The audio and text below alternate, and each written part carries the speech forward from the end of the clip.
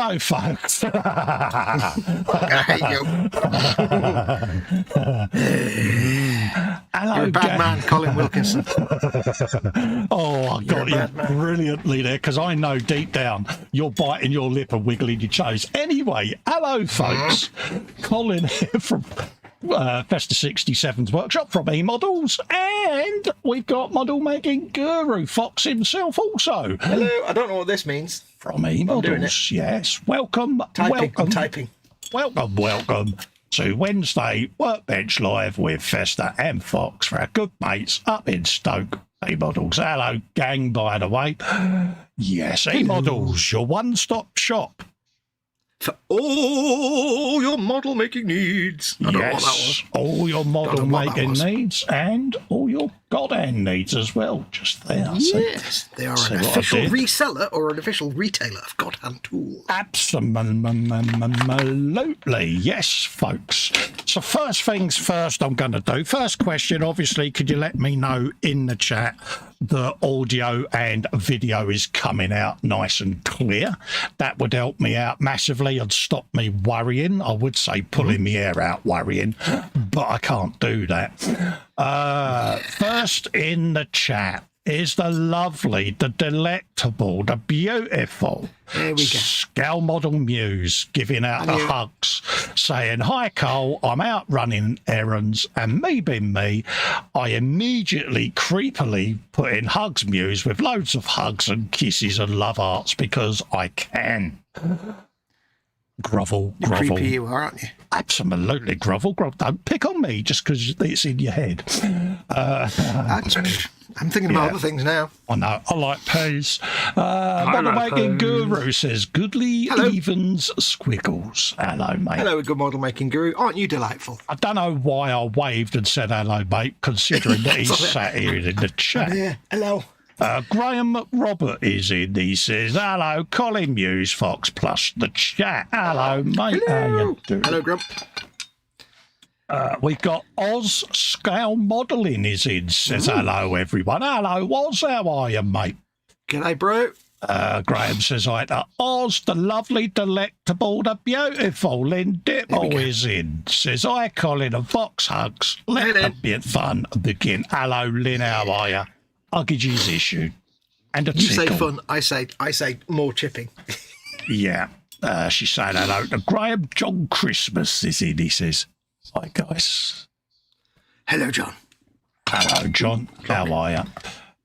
Graham's retracted a message and he says the sound is absolutely perfect. Here you go.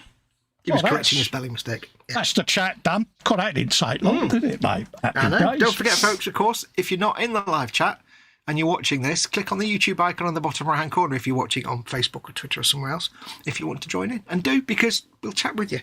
And if you are in chat, please keep it family-friendly, because it is a show for eModels.co.uk. Absolutely. And please don't mention other retailers in the chat, because that will be cruel and uncool. Please don't mention other model retailers. And we'll give you the finger of shame, just as David Banner is walking silently off to the walking away music. Dominic is in, says, "Good evening." Hello, Dominic. How are you, my friend? Lovely to see you in. Athol McNichol is in, says, "Good evening, folks." Good evening, Athol. Hope you're doing well, mate. And first things first, how are you, mate? How's mum? And what have you been up to? All good and dandy and fine and dandy. No, I'm not even. No, that's your phrase. Fine, dandy, suave, and seriously windswept. Yeah, it's been cold all day, and I've opened the window because I've got the lights on, and now it's really hot, so I can't win. But yes, all fine and dandy here. Thank you very much. Me and the mother, all doing okay. Not been up to much this week. Not had a lot of chance to do anything really. Yeah. But all ready to crack on and continue on with the chipping on the Bane of Blades. Exactly. Yes. Lynn Dipple's in with a belly and bench. Don't forget, folks, belly, bench and beverage. Or what's in the belly? What is on your bench? What is your beverage of choice? And Lynn has got PB and J Sand. She says barbecue chips drink is H2O. Bench, I'm working on the 70-second elephant leopard. It's going slow. Don't know if I'll get it done. Just take your time, Lynn. You're all right, love. Get it done. Al says, thought you was going to bed, Dom. Yeah. Athol says, Graham, how is the wind up your way? Yeah, Storm Alex is about to hit up there, so just be safe, everyone. If you hear a sort of rumbling sound from my end, I've got the window open and it is very windy out there, so you might hear the odd buffet. Yeah, there is the tail end of Storm Alex is about to hit again some parts of the UK, so just be careful out there. Would they be my parts of the UK? Yeah, north of England up into Scotland, so yeah. Oh, yeah, that'll be my parts being affected. Here we are. Yeah, Athol says, beans for dinner with a meat pie. Oh, nice. Ask me that again tomorrow after Agnes sails through. There you go, yeah. Storm Agnes, that was it. Yeah. Dominic says hello to Lynn and Athol. So, yes, you're doing chipping, and more chipping, ain't you, mate? Chipping all the paint away. Yes, more chipping, but all the chipping in the world to do. It's the chipping show. I would do some of it off camera, but I always never get round to it. So yeah, because you're bad, you're useless. Let's be honest. Yeah, so I'm going to be doing chipping for last weeks. week, and I quote, "I shall do some of this during the week." I'll do it off camera. How many people knew that you wouldn't do any? Well, I've blinked since then, you know. I am shedding tears. Your tears are being shed. Yes. Shedding tears now, sir. Absolutely. So what have you been up to then, you ne'er-do-well? I filmed some God Hands for eModels, mate. So, no, that's all right. it's a part. It's a part work. So yeah. I'm just thinking, I've done a bit of Eleanor sounds a bit weird if you don't know what that is. Yeah, I know, but you know, one minute you say don't mention other stuff, and then you tell me off for not mentioning it. Like, well, eModels don't sell that stuff, so. All right. You made your point. Lynn says, happy days. I started my new job today. It went well till I started to fall asleep. Oh, bless your heart. Doubt. Yeah, you don't want to do that, love. No. Falling asleep on the job. It never ends well. Yeah.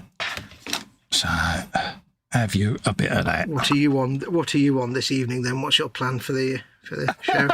Like I have a plan. I am just going around doing some additional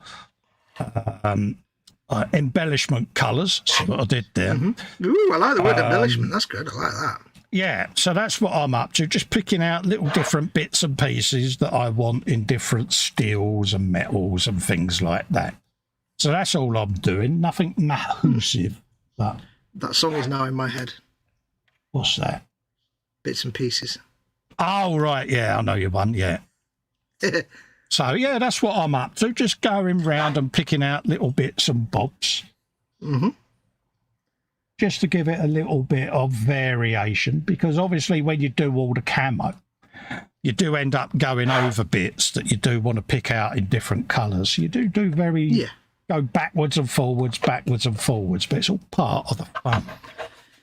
Yeah, it's part of just building it up, isn't it? And creating the story of your whatever it is that you're painting. Yeah, let's just move that over there for a minute. It's very windy outside.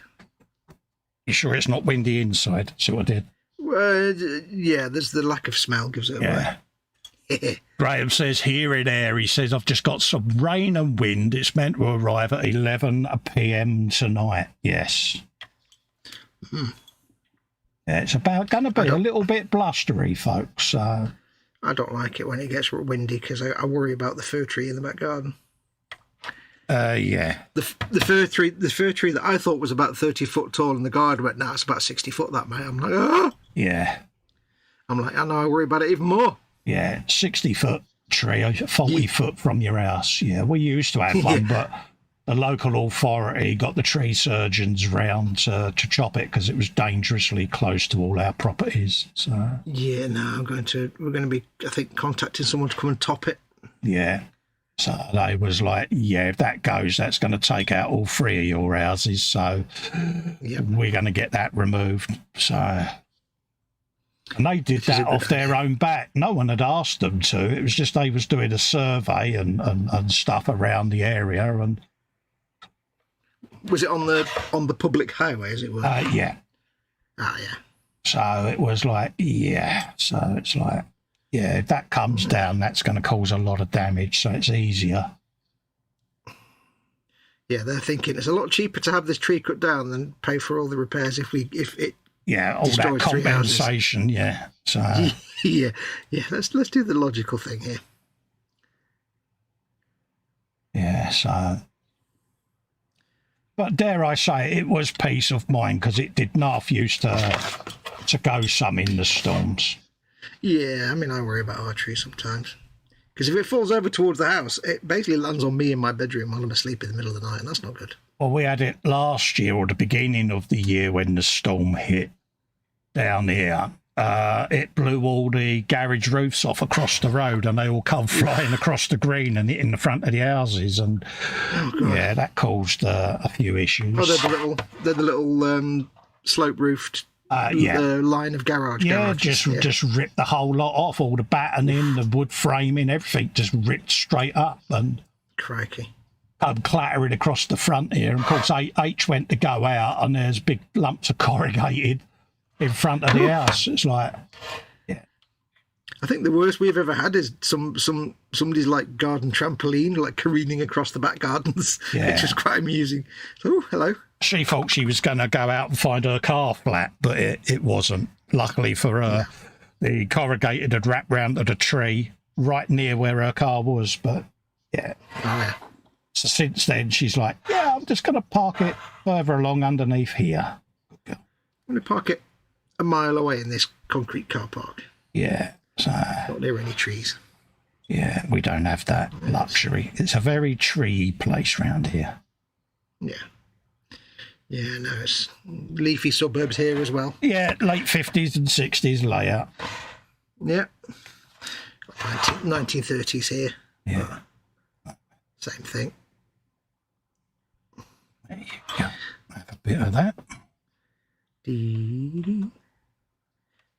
But Workbench and belly for me. Belly for me tonight was Dirty Great Big Cornish pasty. Oh, nice one. Because I remember that I ordered a load in the freezer. I've got a load in the freezer from some place down in Cornish land that does pasties, funnily enough. Oscar Modelling says it's 6 a.m. in Australia. I'm driving me truck. I'll be listening and lurking. Oh, nice one, mate. Do you do the big road trains then, Oz? Oh, yeah.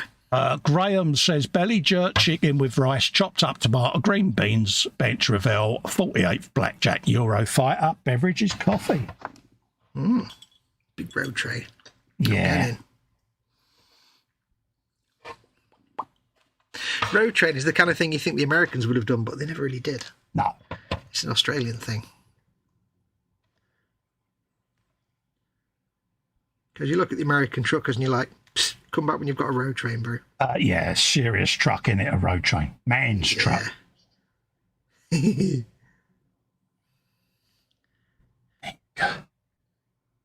days. A bit of gunnage. So that's that. What have we got? What are you fettling with at the minute then, dear boy? I'm going to be doing a gun barrel in a second, mate. Ooh. I'm just finding all the itty-bitty stuff. How many dudes as well, so they're going to get looked at. But painting dudes on a live stream is a bit, because obviously you've got to have them so close to your eyeballs. So yeah, so they might end up getting done off air. We'll see. Yeah. We'll see how it goes, but it might be one of those things that you can do with your face really close up, and people just get to watch the side of your face and it's not from a distance. Yeah. We'll see. I often wonder how many people like these kind of live streams, not just this one, but this kind of live stream. How many people actually just listen to it rather than actually watch it? Yeah, I think a lot of people treat it as a podcast, don't they? Almost. Yeah. I mean, most people don't actually watch these things. I know when I'm watching streams, sometimes like I'm watching your Sunday stream or something, I'll be playing on the Xbox or doing something else while I'm listening to it. Yeah, I normally have them going through the headphones whilst I'm building or painting. And then if a topic arises that interests me, I use that as a chance to pause.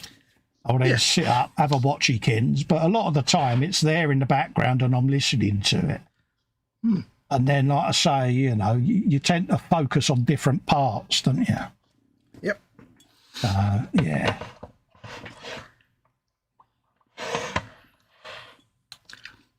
See if I can get the grey stripe chipping done tonight. Ooh.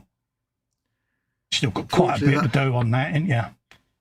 Yeah, I mean the grey stripe chipping is the least of the chipping because most of it's the tan colour. So Yeah. It's gonna be a while yet. As always, I will try and get some done, but I've got a busy week coming up, so Yeah. probably won't get a chance to do much, if anything. Yeah. Well, it's one of them, innit? You knew it wasn't going to be a quick job, so... No, I've done enough of these to know it takes a long time. Yeah, it's one of them, innit? If you're one of those paint jobs... That's what he did there.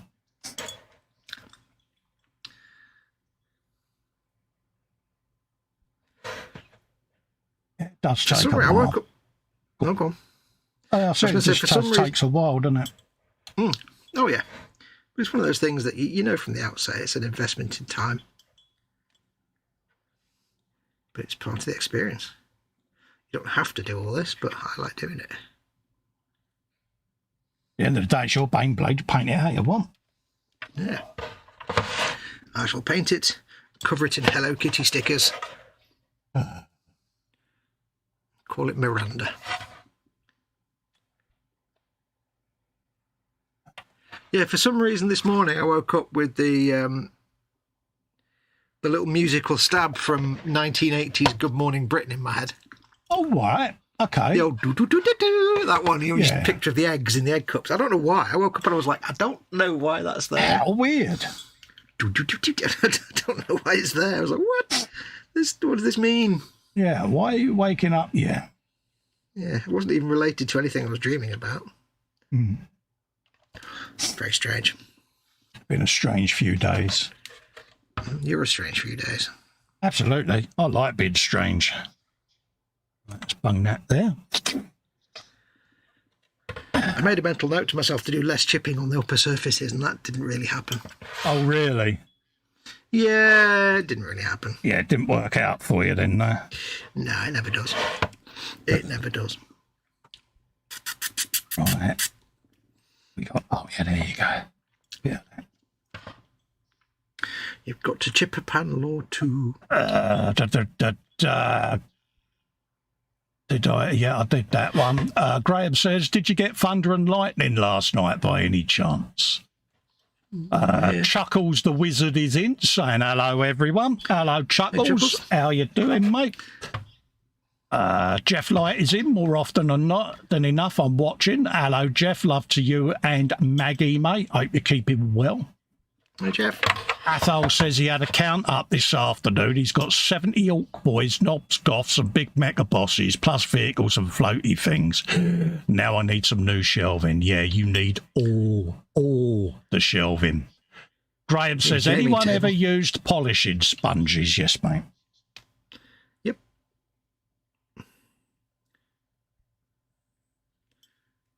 I've used them just for very fine sanding, but you've used them for actual polishing, so Yeah. I shall let you talk on that matter. Yeah, just apply your polish and whiz around. Job done. Don't press too hard. Don't use them as aggressively as you would normally. Let the polish do the work. That's the whole idea of it. Yeah, same as you do polishing Yeah. a car. Yeah, otherwise you'll end up, especially when you come to edges, louvers and things like that, you'll end up knocking off paint on edges. You don't want to do that. And in tears. Oh, yeah, it burned through it. And Yeah, and you end up repainting it. Yeah, I use polishing sponges all the time, mate. that was always the nightmare when machine polishing Japanese cars. Yeah, see, I never they're- used they're to ba- machine polish. Always done it by hand. Yeah, you can't really do it with a car, though. Not when you're detailing, you've got to get it turned around. Yeah, I used to do it with the bikes all the time because, you know, you just, especially with that sort of paint job, Oh, yeah, yeah. you know. With cars, it was like, I can't remember how it worked now. It was something like German cars, the VAG group cars, they're indestructible. You could polish them with rocks and they're still nice and shine. Yeah. Fords were all right. They're a medium sort of strength. Italian cars have terrible paint. Yeah. So just use gentle compounds and just go slowly because they're terrible. Yeah. But Japanese cars are the worst because they're just basically coloured with a felt tip. Pretty much, yeah. So yeah, the Japanese cars were always like. Just think how much fun they had with Zero aeroplanes in the World War Two. Oh yeah. Yeah, they've never been. What do you mean primer? Yeah, exactly. There's always been poor paint quality. Yeah. But Italian paint was the worst. It was just like, you just look at it and it just burns through, or chips, or... Italian car electrics. Ugh. Especially on Alfa Romeos and Fiats. It's like, yeah. As my dad would say about ladies from the posh area near where I live, all fur and no knickers. Yeah, he says, is toothpaste better than Samir compound? Use toothpaste for your teeth, mate. Yeah. Use the tool for the job. If you've got a polishing compound, use a polishing compound. Yeah, because at the end of the day, it's your model. You've invested time, effort, paint. And I'm not being nasty, don't get me wrong, but toothpaste, especially anything with baking soda in it, is going to be very gritty and aggressive, and you're going to end up doing more harm than good, mate. Yeah, because it's not designed for that. No, toothpaste is called toothpaste for a reason, mate. I'm not being sarky, don't get me wrong, but you're going to ruin your model, mate. Yeah. It's very rare that you'll ever have a product for modelling that you can use something else that's not designed for modelling at all. Yeah. I mean, it's a shortcut. It's like the whole pledge debate, isn't it? At the end of the day, it's all right in between weathering layers, but as a final top coat, good God, no. No. Use a proprietary gloss. I mean, basically, I suppose the difference is that, like, with Pledge, it's an acrylic varnish, just like every other acrylic varnish. Yes. It's just not designed to be, like, for models. But you can use it for utility. But with toothpaste isn't designed to polish paint. No. So it's, whereas paint polish is. You can use automotive polishes just as much. Yes. That's the one thing where you can do. You can use, like, you've got a detailing shop nearby, go and get some, Maguire's compounds or whoever you get. Oh, yeah, especially if you're using lacquer paints, because it's automotive anyway, so. Yeah. So, but no, I wouldn't use toothpaste. No. Toothpaste was an old trick to get, like, very tiny scratches out of clear parts. Yeah, and then, like I say, some of the modern polishes now. Yeah. Yeah, there's no point. Just get the thing that's actually designed for the job. Because it's all about having control. If you want to know exactly how it's going to do to your model, use a product that's been designed for that task. Otherwise, you just, like you say, you're just taking a risk, aren't you? Yeah, especially if you've done a nice, beautiful, shiny paint job on a car or something like that. I certainly wouldn't take toothpaste to it. No.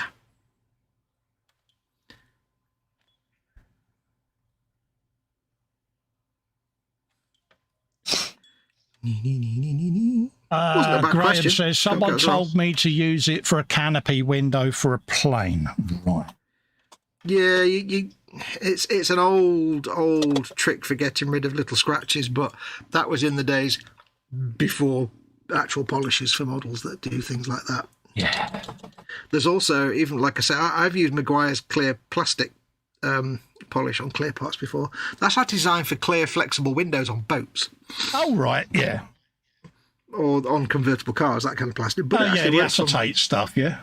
Yeah, but it actually works on model canopies. But again, there's other things you can use.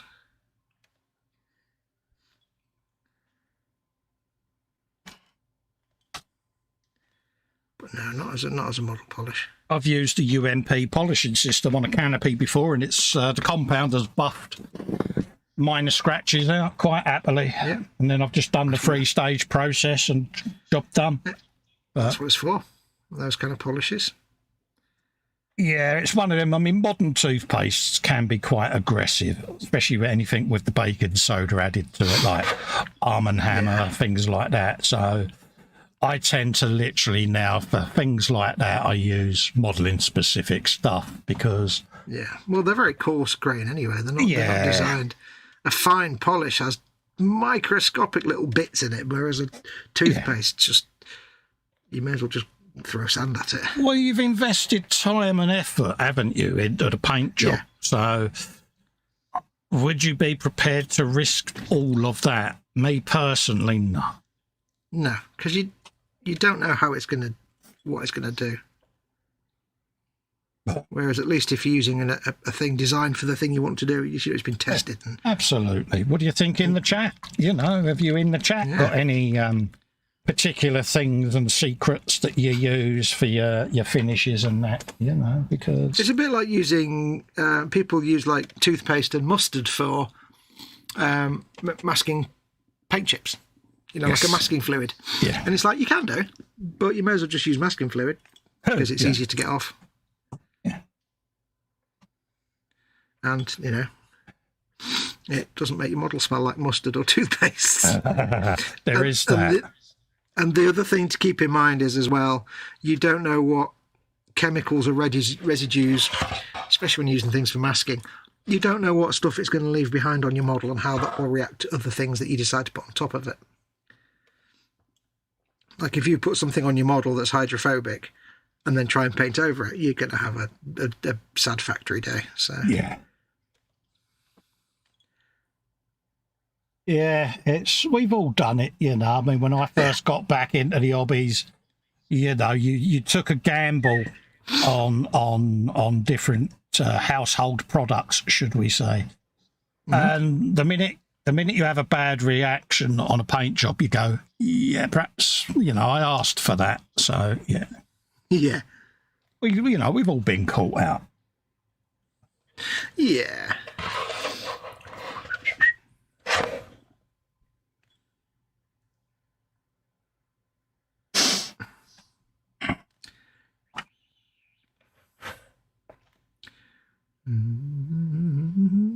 What are you doing? What are you doing? I'm doing little tiny chips.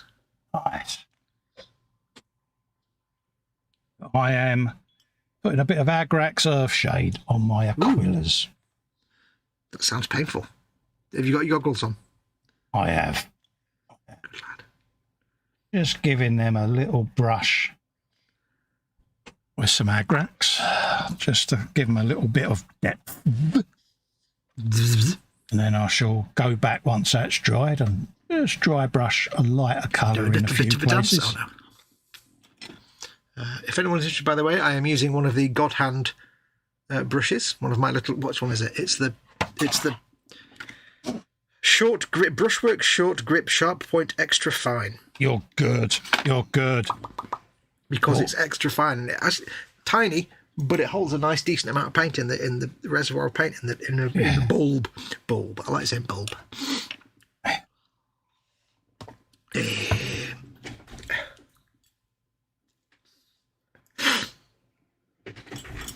Now, where was I?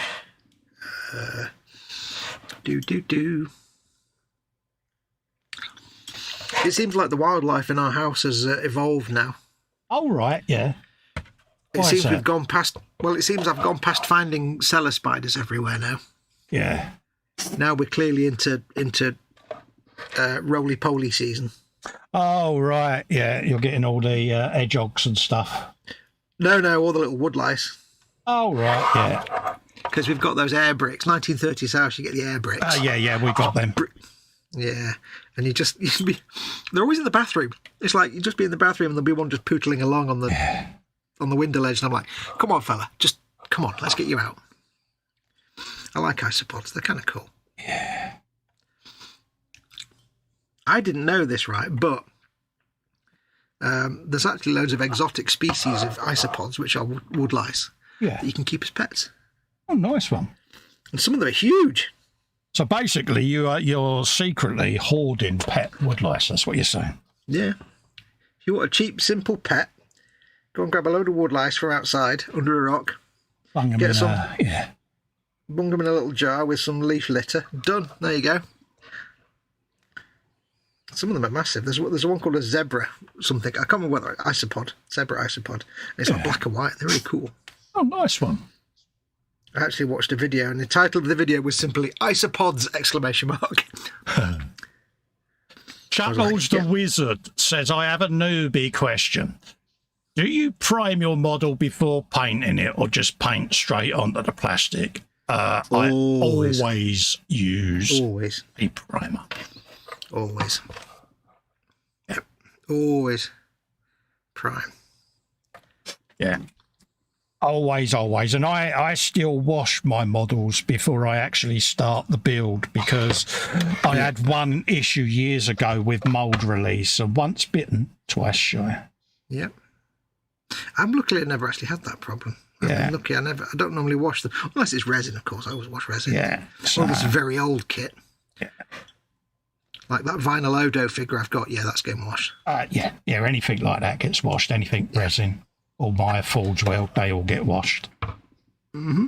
But I always use a primer. It's just force of habit. Yeah. If you need to know why, there's a long, complicated reason, but simply to put it, primer is designed to mechanically or chemically grip to anything. Either it'll bond with the surface, it'll etch itself in, or it'll just grip it by shrinking.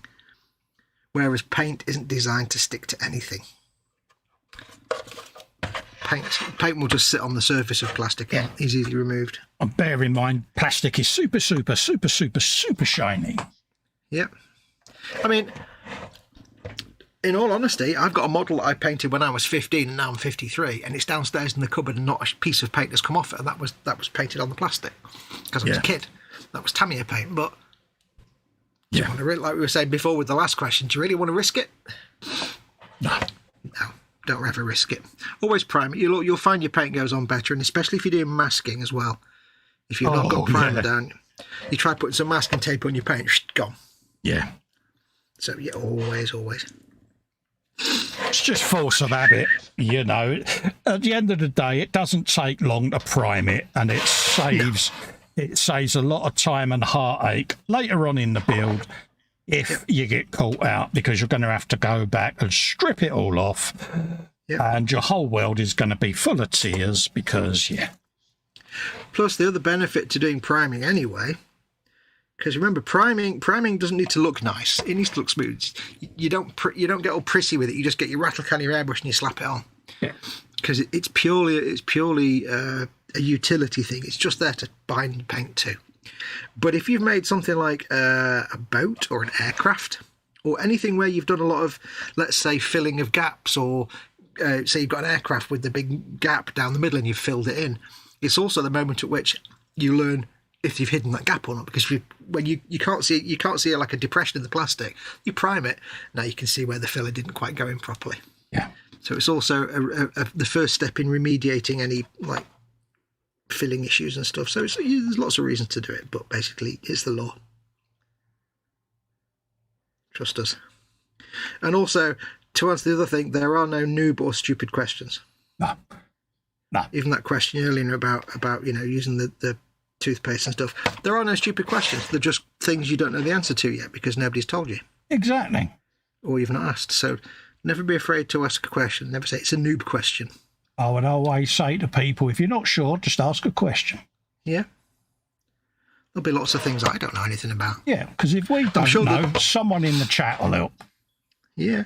I'm pretty confident there's at least 3 things about model making that I don't know. Yeah. At least. So, At the end of the day, it's a learning experience. This is why I love the hobby, because every day you learn something new. It could be a new technique. You may have been doing a technique the same way for years, and then you come across someone who goes, "Oh, I do it this way." And you look at it and you go, "Do you know something? What a good idea." And the other thing is as well, don't feel stupid because you don't know something. Here's a classic, and this is a bit of a confession, but this is a classic thing of thinking you're right when you've no reason to think you're wrong.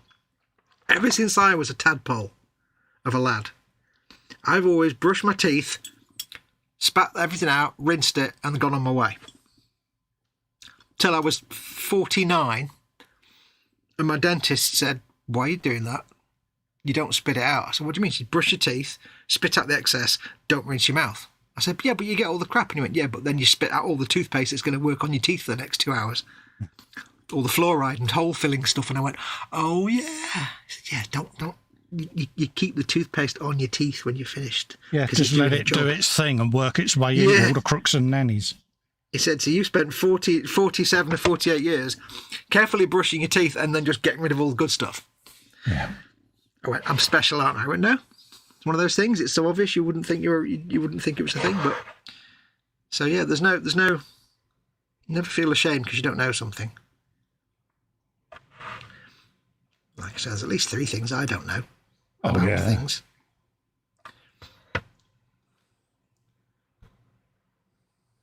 I know nothing about anything and anything about nothing. Nope. I know at least 3 things about many things, but that's about as much as I know about anything. And they're not always useful things. It's like, I know 3 things about electrical work, and one of them is if you step on a plug, it really hurts. So they're not all useful. Yeah. They're not all useful. Oh, yeah, we've all done that. And, it's instant Michael Flatley syndrome, isn't it?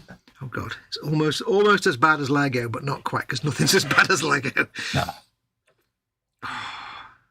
Or as I like to call them, domestic caltrops. Yeah. Remember that when my boys were young? I often got caught by the floor full of Lego. Yep. And as kids, they used to just walk straight over it and not bat an eyelid. How do they do that? It's like, this is what I've always wondered about dogs, you know.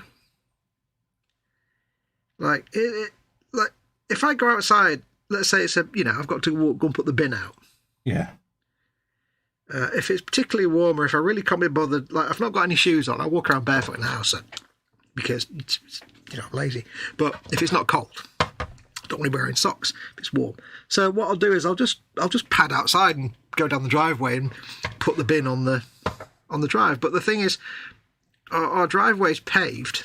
They've got bricks and tiles and stuff. But then when you get onto the pavement outside, it's all rough and coarse because it's just pavement. Yeah. And it's like, you get on there and it's like, ow, ow, ow, ow, ow. So you get off that as quick as you can. Yeah. And it's like, how do dogs then leg it across like rough terrain and rocks on rocky beaches without feeling agony all the time? It's amazing. I know they've got the pads on the feet, but surely it must still hurt. Well, how many times have you been on a pebbly beach and to navigate down to the sea? You're like doing that tiptoey walk, and yet the kids go walking straight over it, bang, bang, bang, bang, bang, bang. They're in the water. That was actually one of the worst experiences of my life. I went scuba diving in Tenerife, and it's the only time I've ever been. Yeah, I've never been before, and I was really terrified because I thought I was going to die because I'm like, I'm going to go down and all my lungs will explode out my nose or something. I know it's just going to work. I know I'm going to die. Yeah, my mate's like, just chill, dude. But the worst bit was walking down this pebbly beach in the shoes you get when you go scuba diving, when you wear the fins. There's the rubber shoes that are just like, and it's like, and there's all sharp rocks for like a good, 100 feet. Yeah. That was like the longest walk of my life. Yeah. That is the walk of pain, isn't it? It's like, And I got all the way to the beach and all the guys are like, there's like a little pier over there. And I'm like, oh, yeah. Jackie's in saying, hello, Jackie, hey, Jackie. how you doing? Watching on the big screen, Steve131 is in saying, hello, Steve, how are you, pal? Hello, Steve. Chuckle says, thanks for the advice. Jeff Light says it brilliantly. The only stupid question is the question that is never asked. Yep. Good analogy, mate. Perfect. Well, that's the thing. I mean, both you and I have always gone to great pains over the years when somebody says, I know it's a stupid question, but is never to actually mock someone for knowing nothing about something, because you never would. We all had to learn.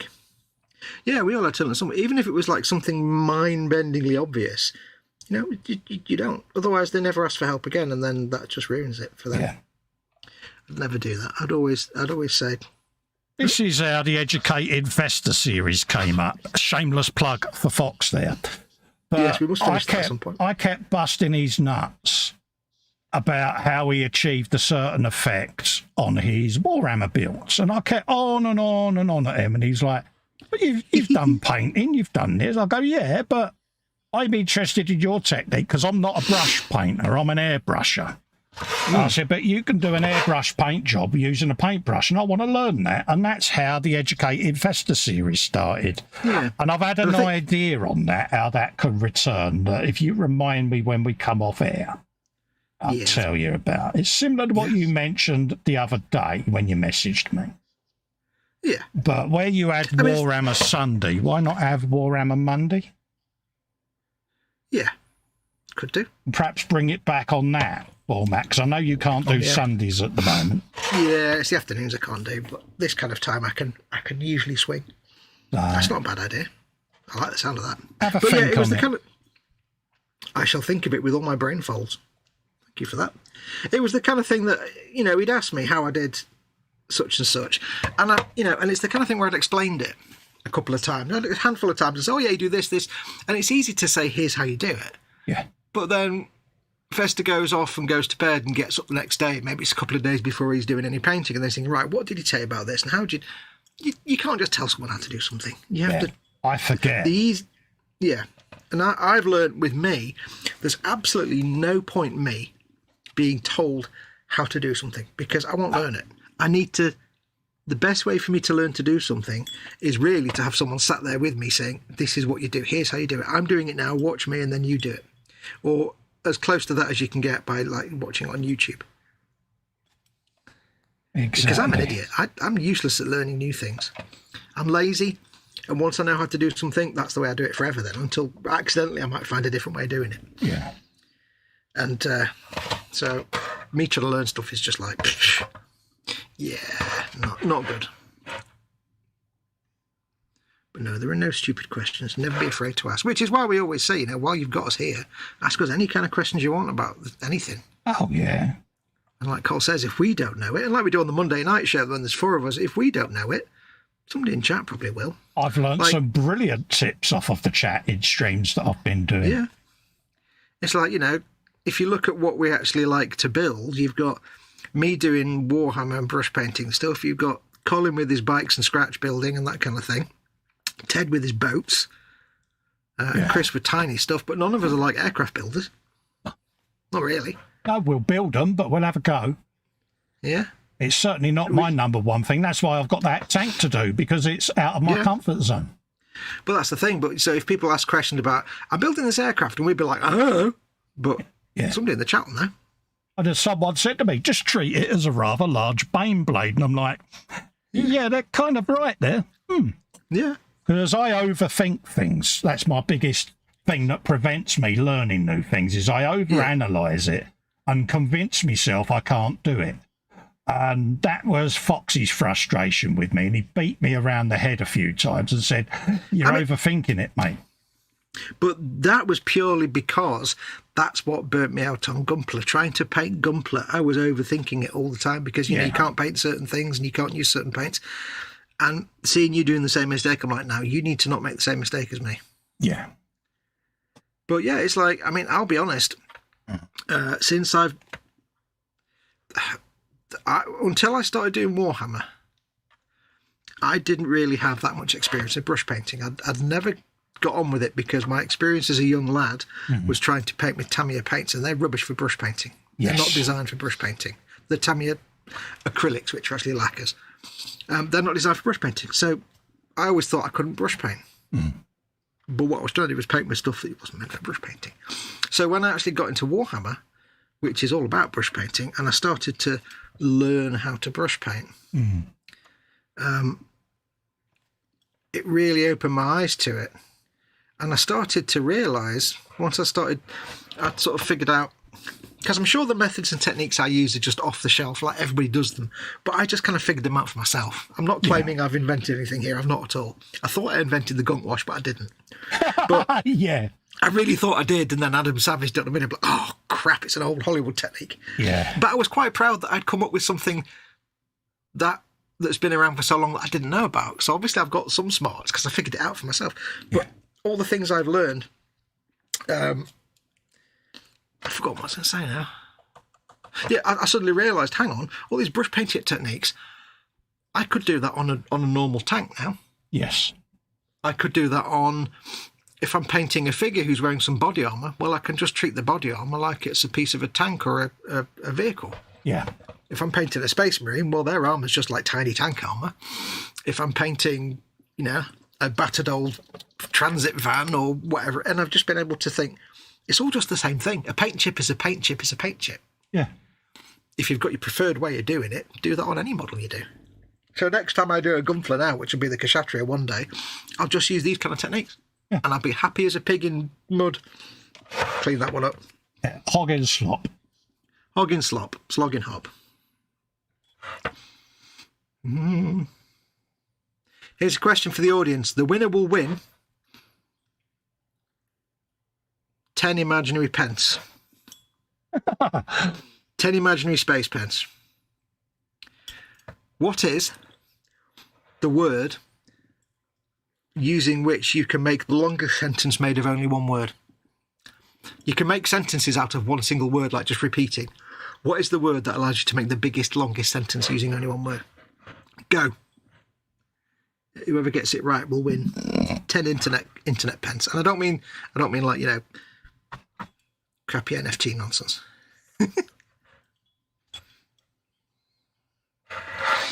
Somebody will know it. Oh, yeah, someone's bound to know it. They're intelligent people, our chat. Yeah. Sometimes scares me they're smarter than we are. Oh, yeah, oh, that ain't hard. Well, no, that's true. What time are we on? I shall go and step away for a moment in a moment. Oh, yeah, no worries, mate. I'll still a bit of chat, Dolly. Just to water the mother. I shall be back. Oh, no, it's only 9:45. I've got 10 minutes yet, 10 or 15 minutes. Oh, there you go. Yeah. I've discovered something very strange about Mama Wolf this week. Right, yeah. She pretty much just watches ITV3. Yeah. Because she sits down in front of the telly with her iPad and she watches whatever's on ITV3. It's Poirot or Endeavour or anything like that. And she's quite happy. She's happily sitting there. And she can change channels, but she tends not to because she struggles to see the buttons on the controller. So she watches ITV3. Except when it's horse racing, because sometimes they decide to just show horse racing for 6 hours. She goes, So she fiddles with... She fiddles with the channel controller, somehow always manages to find whatever channel's showing back-to-back Murder, She Wrote. I don't know how she does that. But she turned it on Monday, and it's like, I was like, oh, God, it's snooker all day. Yeah. And she's like, So I went upstairs, back upstairs, left her to it, with a cup of tea in the morning. And I came down 2 hours later. She basically hadn't moved because she sits upright when I'm giving her a cup of tea and a pills. And then I go upstairs and she gets all settled down with a throw and a big cushions. She hadn't moved in like 2 hours. She was still set up as if waiting for a cup of tea, glued to the snooker, and she's loving it. Oh, bless her heart. She's absolutely loving it. She's just like, I hear her shouting at the telly. Yeah, she's calling them all the names, isn't she? Yeah. Just a quick one. If we can keep our comments in the chat family friendly, no grown-up words, because this is for eModels at the end of the day. So yeah, if we can just keep some of the language a little bit less fruity. Yes. I'm gonna have to blow my nose. Hang on one sec. There you go. A little bit of streaky rust stains going on, because why not? You're on your weathering stage now, aren't you? I am. I will be one day. One day when I'm grown up. I am doing rust streaks. Ooh. Little streakies of rust. Well, clues in the name, innit? So, what are you using for your rust streaks? I am using a bit of dirty down rust and watering techniques, because I apply it and then I clean the brush, then use the brush water just to move the streak around. And what is that dirty? I know it's got rust in it, but is it like a lacquer or an enamel or acrylic? I don't quite know. I'll put the lid on before I tilt the bottle to read it, because always a winner. It's a water-soluble paint. iMatte, Cool. semi-permanent. What's in it? Solvent-based. Obviously, shake it really, really well. And just when you think about it, is it shaken enough? Shake it again. Shake it more. And if you want it darker, just put more and more and more layers on. If you want it nice and light, like I'm doing, Then once you've done a couple of applications, just dip your brush in a little bit of water. I run it across the wet palette to take the excess off. And then I find the streak I've just done, and as you can see what I'm doing there, I'm just teasing the dirty down rust and bringing it down. Yeah. And it makes, like with an enamel. Yeah, it makes a very fine streak. Now, if I want to darken that, I'll just put another layer on top of it. Then another layer. So as I work my way up, I then go darker at the top and just... Yep. That's all I'm doing. But unlike a streaking grime or enamel wash, it's actually got ferrous stuff in it that actually rusts. So you're painting rust. I don't know if eModels sell it, but if they don't panic. Drop them a line. I'm sure they can get it in stock. They might do. I can't check right now. Yeah, I was lucky enough to get sent the set to test. So, yeah. And I love it. But if you can't find it on the eModels site, just drop them a line. They can pretty much get anything in stock. So. Yeah, I've seen it used. It does look quite good. It's the new hotness, isn't it, for rust effects? Yeah, especially for this sort of effect, you know, what I'm trying to do there. And I'm not an expert with dirty down rust. It's all new to me, but I like what it does. And it's purely and simply because I forgot to get my weathering pencil set out the cupboard down there. There's always a reason. There's always a reason for why I'm using a particular thing. It's because this is in the paint rack right behind me. Yeah. And I forgot to get my AK weathering pencils out that I normally use, but I do like the effect. Yeah. And like I say, you know, I can go back at that one, especially that one there, and I could just put another layer on and instantly that's just darkened that enough now. Yeah. Where I can now draw that back down and make a slightly deeper rusty streak, just like that. Just like you would with enamels and oils, exactly. But it's actual rust, so it's got that extra rustiness to it. Yeah, if it's too dark for you, water it down. You can wash it away and do it again. So, and that's what I like about it. And I've got the dark brown, I've got the yellow rust, I've got verdigris, moss. So never drink the yellow rust. Oh, it's yellow snow, isn't it? Sorry, wrong one. Yeah, don't drink the yellow snow, especially if it's in your own handwriting.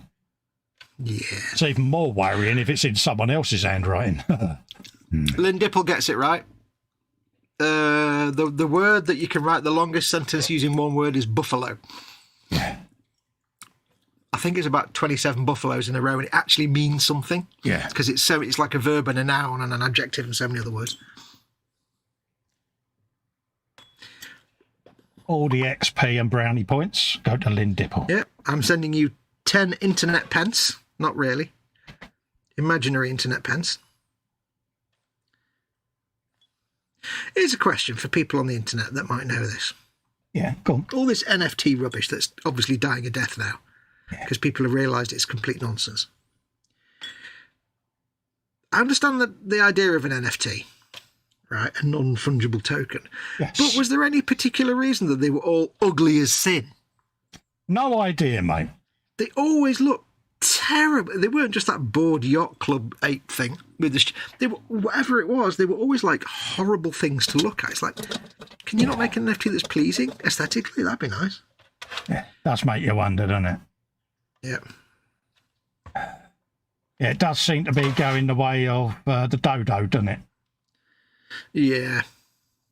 I actually saw some the other day and people were selling NFTs and they were basically, they'd bought something from a specific shop. Yeah. Like from Target or whatever, some American shop, and taken a photograph of the shopping receipt. Like imagine going shopping for groceries. Yeah. And then you take a photograph and sell that as an NFT because it's the only one in the world. Yeah. And I'm like, what? That's make you wonder, doesn't it? And I'm thinking, I can just right click and save as. I don't have to give you like $5,000. I can just right click and save as, and what you can do about it? Nothing. So I don't understand. There's a lot of things in the in the modern way of doing things. I just look at and I go, why? Yeah. Why would you do that? I started to feel old the other day because I like to think I'm kind of up with the kids with the memes and the internet stuff. And I was reading some post on, I hate to say it, on Twitter. Oh dear. I've not actually got around to leaving Twitter yet because I don't know. Anyway, Car Crash TV. But anyway, I was on Twitter and somebody posted something, and it was quite an amusing statement. And everybody was posting like image memes and animated GIF memes as answers. And I'm like, I understand all of these. And then there was one of them I looked at and I thought, I don't get that. It was just like a picture of somebody. I can't remember what it was. Just like a manga, an anime style picture of somebody looking to the left. And I'm like, I'm sorry, is this supposed to mean something? I don't. And it was like, I thought, I'm old now. If there's a meme I don't understand, I must be old. Yeah, I'm just fully old. In answer to Chuckles' question, it's a God Hand short grip brush, one of them, mate, that Fox is using. Sold by eModels. You get them in different sizes, and they are great for insane detail. Yeah, they're really, really fine, but they hold a lot of decent paint. They're perfect for if you wear, for example, what's that there? If you wear a magnifying visor and you're sick of using a long toothbrush, long paintbrush that keeps banging into it. Yes. Or if you're streaming and the brush keeps going bang into the camera, or if you've got a magnifying lens in one of those overhead lamps and you get the brush, they're perfect for that. Absolutely. And the reason I'm not using it for me dirty down brush is I'm not going to ruin a God Hand brush with, yeah. But, yeah, that's what they are, mate. They're in the eModels God Hand link. So, yeah. Yep. Have you had a chance to use any God Hand brushes yet? Yes, but I'm not going to say what on because that'll give away the video that I've got to upload. Ooh, secrets. I like secrets. Yeah. So, yeah. But, yeah, they are decent, folks. Yeah. Yeah, the kind of rusty weathering and stuff. Yeah, don't use your good brushes for that. That's what your old brushes are for. But, you know, these are great. There's a few different ranges of God Hand brush, from the workhorse kind of heavy-duty Decker range to the softest range and these little tiny ones. A lot of people don't realise that God Hand actually do brushes. They just think they do tools and nippers and cutters. But no, they actually do brushes, and they're really, really good. Synthetic brushes. I'm quite surprised how much paint this brush actually holds. Oh, yeah, they're good. Like, you know, you look at a brush that size, if that was a Series 7, I'd have to be reloading it all the time. But this is like... There you go, Chuckles. There's a link in there for the God Hand range, mate. That'll take you straight to them. I will add the link to the description. It didn't paste it in from the template I saved, so I'll add that at the end. And then going forward, all the videos, I'll have that link in the description.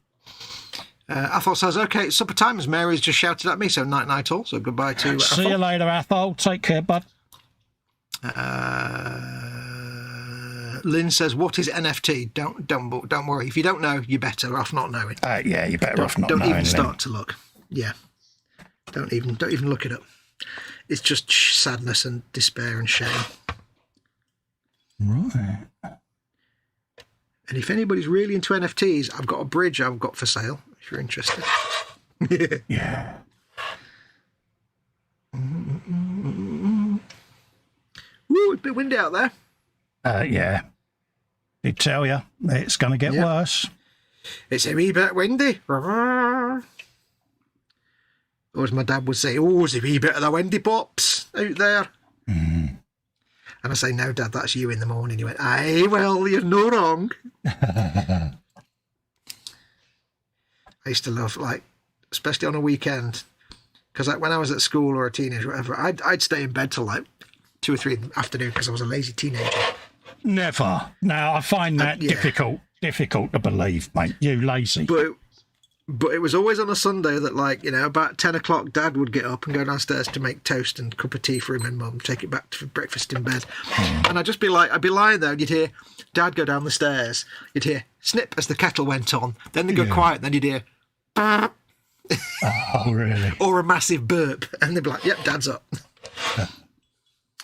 Right, I'm going to step away for a moment. Yeah, no worries. I'll clean me brush. I'll do a bit of chat, Dolly. Back in 2 ticks. Let me just put my tube on my brush. Oop. This brush is so fine, I can't actually aim it into the tube very easily. There we go. I shall be back in a moment. Yeah, no worries. Yeah, go. Lynn says, I am still planning a trip to the UK in a couple of years. Yeah, bless you. What else? She says 2 or 3 years. Oh, she says, I won't look up NFTs. Yeah, there's a lot of scamming going on around them as well, Lynn. So, yeah. Graham says ITV4 for snooker. Yeah. The horses. Used to watch World of Sport back in the day with Dickie Davis, and you always let out that groan when it was the ITV7 because you knew for the next 3.5, 4 hours it was horse racing, and it was like, oh, I want to see the speedway. It says when we was a kid, we had an asphalt cul-de-sac, a waltz on it when it was hot, and my mum had to wash the asphalt off with gasoline. Yes. Yeah, I can imagine that was a bit, yeah.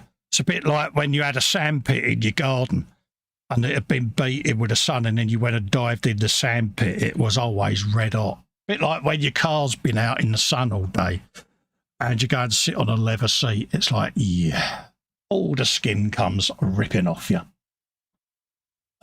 Jackie's watching us both on the big screen. Yeah.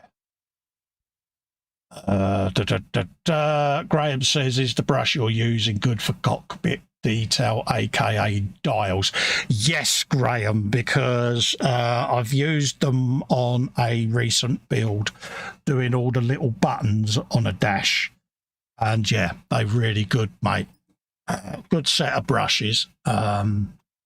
Like I say, the link's in the description there. Scroll through, there's all different ones. The Filbert brushes are good as well. You've got detail range. And then obviously the little short-handled ones are good, especially like Fox was saying, if you're filming, especially if you wear glasses or you've got an optivisor on and you're having to look close at what you're painting. How many times have you smacked yourself on the lens with one of them bad boys or at your camera or your webcam? With them little shorthand brushes, they just sit right up in the bowl of your finger there, and you can just with them. I used to cut down my brush handles if I was doing filming. Don't have to now because I've got them. So they have got their uses, folks. Oz says, in Australia, we drive in oven mitts in the summer. Of course, yeah, the big old truck steering wheels, yes. Oh, yeah, I can imagine that.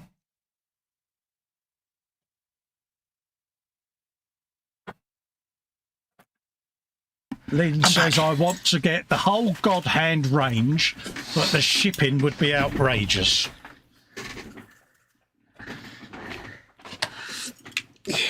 Yeah. I could just imagine you driving towards us in a pair of oven mitts, Oz.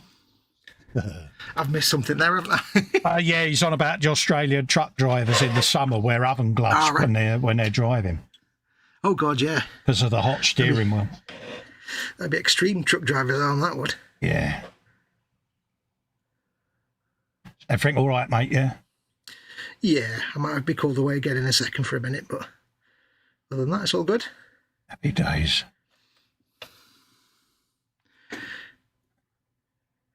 It's not snooker anymore, so the iPad's come out now. Oh, is it? Oh, dear. Binge watching YouTube, is she? No, she does that whilst watching whatever on ITV3 still. Yeah. Oh, bless her heart. And sometimes she gets confused and turns the headphones off when I'm talking to her. And I said, you do have to turn it off. And she went, yeah, but I'm watching telly. I'm like, that's what the headphones are for. Yeah. No, headphones are for my iPad. No, the headphones are the telly, Mum. I don't want to be the bearer of bad news. She's doing that deliberately, mate. She probably is. Yeah. She's messing with you. She's being obstreperous. Yeah, it's a bit like when I involuntarily switch off my hearing aid when Helen's telling me off, you know. My dad used to do that to my mum. He was deaf in one ear, so if she started wittering on about something, he'd just cup his hearing ear towards the TV so he could just hear the TV instead. Yeah. And I was like, she said, I used to hate when it did. I said, yeah, but Mum, let's be honest, you did used to waffle on about irrelevant nonsense all the time and non-stop. And she's like, yeah, there is true.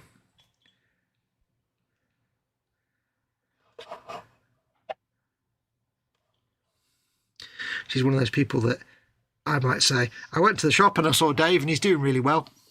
Yeah. Whereas for it to be a 45-minute story that would involve 100 other things that were not you even get his connected. full life history, yeah. Yeah, until at the very end. Anyway, so he said he was doing well, so that's what that was about. And I'd be like, you could have told me just that bit. Yeah, my mum does that. You remember so-and-so, and then you'd get your entire childhood recounted with every story that they was a part of, and you're like, yeah, I kind of do remember her, Mum, but she's already on a roll. And it's like... Yeah, you can't stop her. My mum used to say, she used to come up the stairs and be, I had to laugh. And I'm thinking, this is going to be a not in any way funny story, isn't it? Yeah. Yeah, I just cringe when that happened. She doesn't do it anymore, but it was like back in the days. Yeah, it's when they go, you'll never guess what. And you get awkward silence. And you know you've got to ask the question that you're going to regret. Yeah, and you're like, you're in a corner then because you can't get out of it. What's that? Or guess who I saw? Who's that? And that's it then. They're off. Yeah. And you're like, one, why did I ask? I should have made out I didn't hear them. But yeah. Oh, yeah.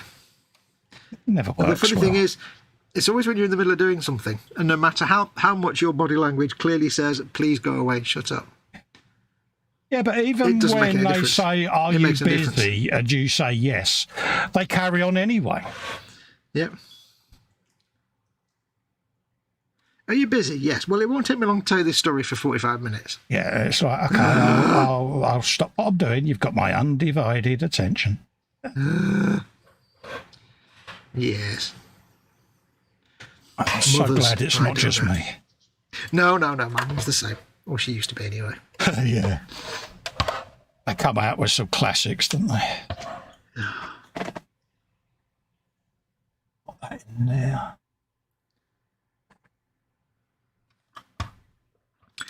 Dee. As long as she's all right, that's the key. Yeah, she's fine. She might ping me again in a minute, but... Oh, you've already said that, a mate. minute or two. I know.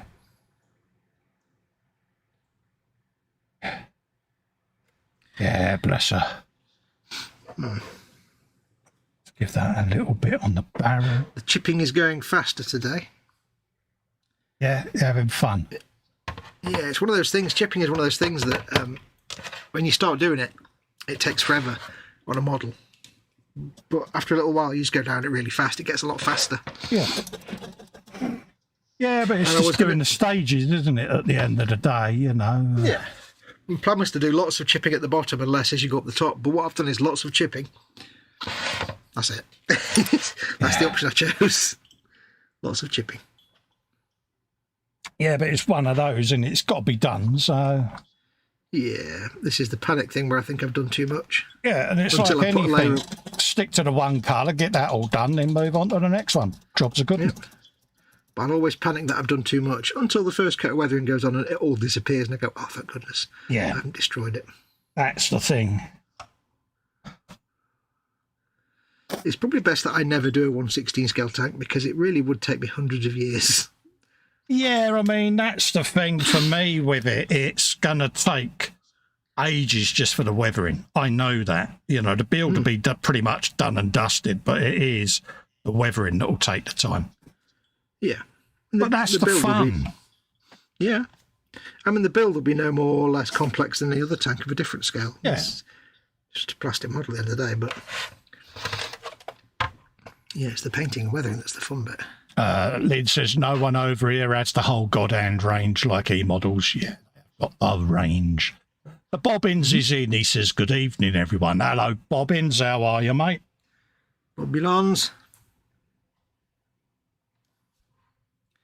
I apologise if all you're seeing is like the back of my hand or the side of the tank like that. It's difficult to film, to stream things this big. All right, don't worry about it, mate. At the end of the day, there's not a lot you can do about it. No, I'm just apologising to the good people. Yeah, it's part of the process, isn't it? They know. They know the process. We've said it many times. But you never know if there's somebody new lurking. They know what us two are like. Always amuses me the people that lurk and watch and never join the chat. Yeah, but I've done it before. I've been in a live stream and I've forgotten to go in and say hello straight away, and an hour disappears and I'm like, oh, I haven't said hello yet. So I try to make a point now. As soon as I go in, I do a thumbs up. I just say, hi, folks, bang, you know? Yep. Not after Laudits or anything like that, you know. And, Oh, no. but If I'm on a live stream, I'll always nip up in the chat and say hello. But it always fascinates me, people that just watch. Yeah. Have no interest in the live chat, but it's like, cool. well, at the end of the day, it's each to their own, isn't it? Mm. You know, It's fascinating. if we all did everything the same, it would be an incredibly boring world, wouldn't it? Yeah, but then everybody would understand that green pot noodles are the best. See, I knew that was coming. I wouldn't have to justify it ever. I've got Yeah, but one downstairs in the that's kitchen. just your opinion. I've got one downstairs in the kitchen. So I've got beef and ciabatta next door. Eh. Don't be so dismissive. They're all right. They're all right. This is the bloke who sent me a tray of chicken and mushroom pot noodles. I did. I ordered a dirty, great big retail size tray. We was having the debate on a frolic, the Friday live stream, and I kept on at him, but he was giggling to himself, and I couldn't quite figure out what he was up to. And to win the argument, he sent me a complete tray of chicken and tomato. I actually ordered it while we were doing chicken and mushroom, sorry. Yeah. While we were doing the stream. That's like, yeah. He Kept said, going quiet. Why are you going quiet? Oh, no. I shall win this argument. I'm like, no, you won't. No, you won't. All cocky. Yeah. And That was the moment at which Colin realised if I ever go quiet on a stream, I'm either in trouble or I'm doing something devious. I realised that Fox will stoop to any level of desperation to make his point known. Flying a flag for green is never desperation. It's just correct. I was like, there's a man who didn't want to lose the discussion. Not when the honour of green pot noodles are at stake now. That's hilarious. It's not an argument that can afford to be lost. It's suffice to say, they got eaten. Yep. It's like I'd eat brown pot noodles if you sent them to me, but I wouldn't like them as much as green. See, I committed sacrilege. I put one of each into a bowl. And ate I've them done that together. before. I have done that before. I'm not saying there's anything wrong with brown pot noodles. They're perfectly fine. It's just They're not your the green ones first. are better. Yeah, they're not your first choice. Yeah, I think the green ones are better. Brown is by far the second, the next one along. Yeah. It's not like brown's really bad. It's like, it's green first, then brown, Yeah. and then the other flavours afterwards.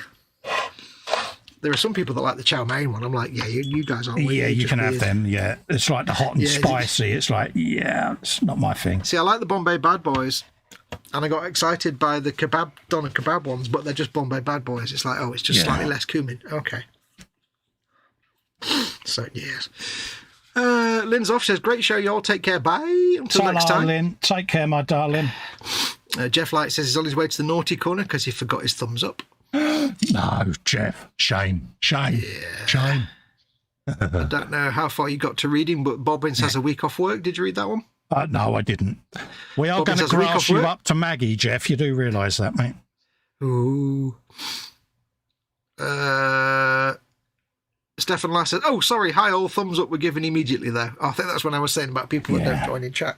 I think we've spooked him out guilted the them corner. all. We have, haven't I think we we? have, yeah. Yeah. Your work is complete. Now, the question I have for scale modelling, given that Australian blokes are just like the hardest blokes anywhere, Yes. they literally just pick up things that will kill you and just throw them away. Given that Australian blokes are the hardest ever, and therefore Australian truckers by default are even the most hardest of the hard, are we taking that the oven gloves have got little like pictures of flowers and things on them, or are they going to be like RP tools type, big manly oven It's going to be skulls and death heads and things, isn't it? Because, not going to be like chintz with little flowers and if they are, Animal we will woodland. mock him. woodland. I think it'd be great to have like some big burly Australian trucker with like woodland creature oven mitts. Mind you, we would apprehensively mock him because even though he's the other side of the world, Well, yeah, we never know. He may come and find us. we do it because we're on the internet. But then it raises the question then, if Australian truckers wear oven mitts because it's like 1,000,000 degrees outside, Yeah. why has somebody not just invented the trucker equivalent of oven mitts that aren't just oven mitts. Yeah. Seems like there's a gap in the market there, Roz. I think. Yeah. You think by now somebody would have invented like trucker gloves that actually do the same job? I can see the Oz trucker range of other mitt gloves coming out soon. Yep. Or would they, would it be more manly for them to just get like fire hazard type fireman gloves like you get the guys that put the oil rig fires out? Yeah, in 6 months we'll be introducing him as the multi-millionaire former truck driver. Yes. Like and subscribe. Yeah, like and subscribe. I put him where he is today, Right, I think that's all the grey chipping done. Oh no, I've got my little add-ons to do it, haven't I? I've got my little sponsons. Sponsons and a little bit of turrety goodness. Sponsons! You're a sponson. You're made of all the sponsons. That's all the grey highlight chipping, brush chipping done. Yeah. It looks terrible, but all that will disappear. But all I've done is basically reinforce the actual sponge chipping with brushwork. That's the job.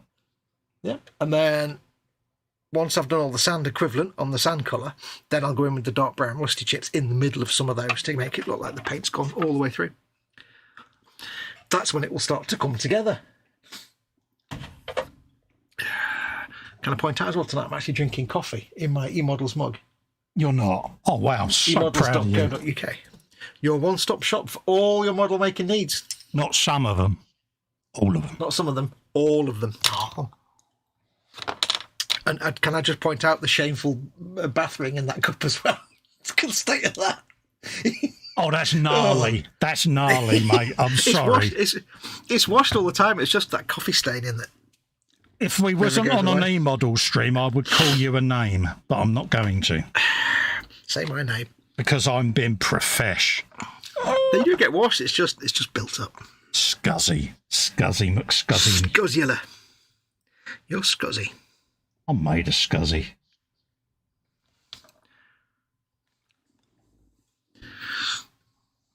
I'm not scuzzy. I've got dip switches. You see what I did there? I did, yeah.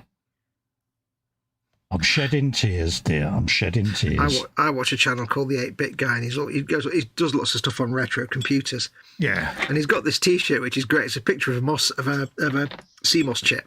Yeah. And it just says, "I like chips with dip." It's like, I get that. Yeah. We are of that generation, aren't we? Yeah.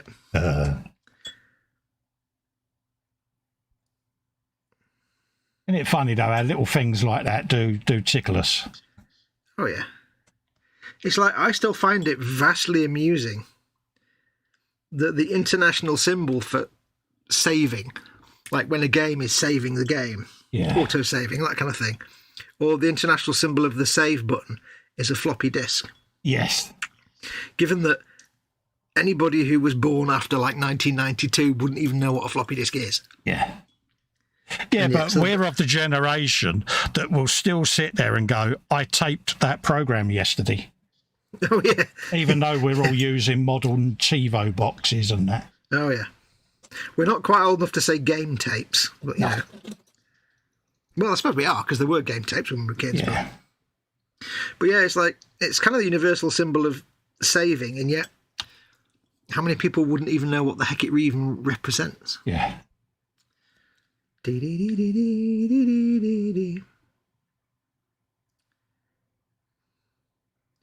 Hands up anyone who ever owned at any time an iOmega zip drive. Yeah, got one over in the corner there. Yeah, I've got one hidden away somewhere. With the big old LPT cable. Yeah. Yeah. Hands They up were anyone. the next biggest thing, weren't they? And it's like, yeah.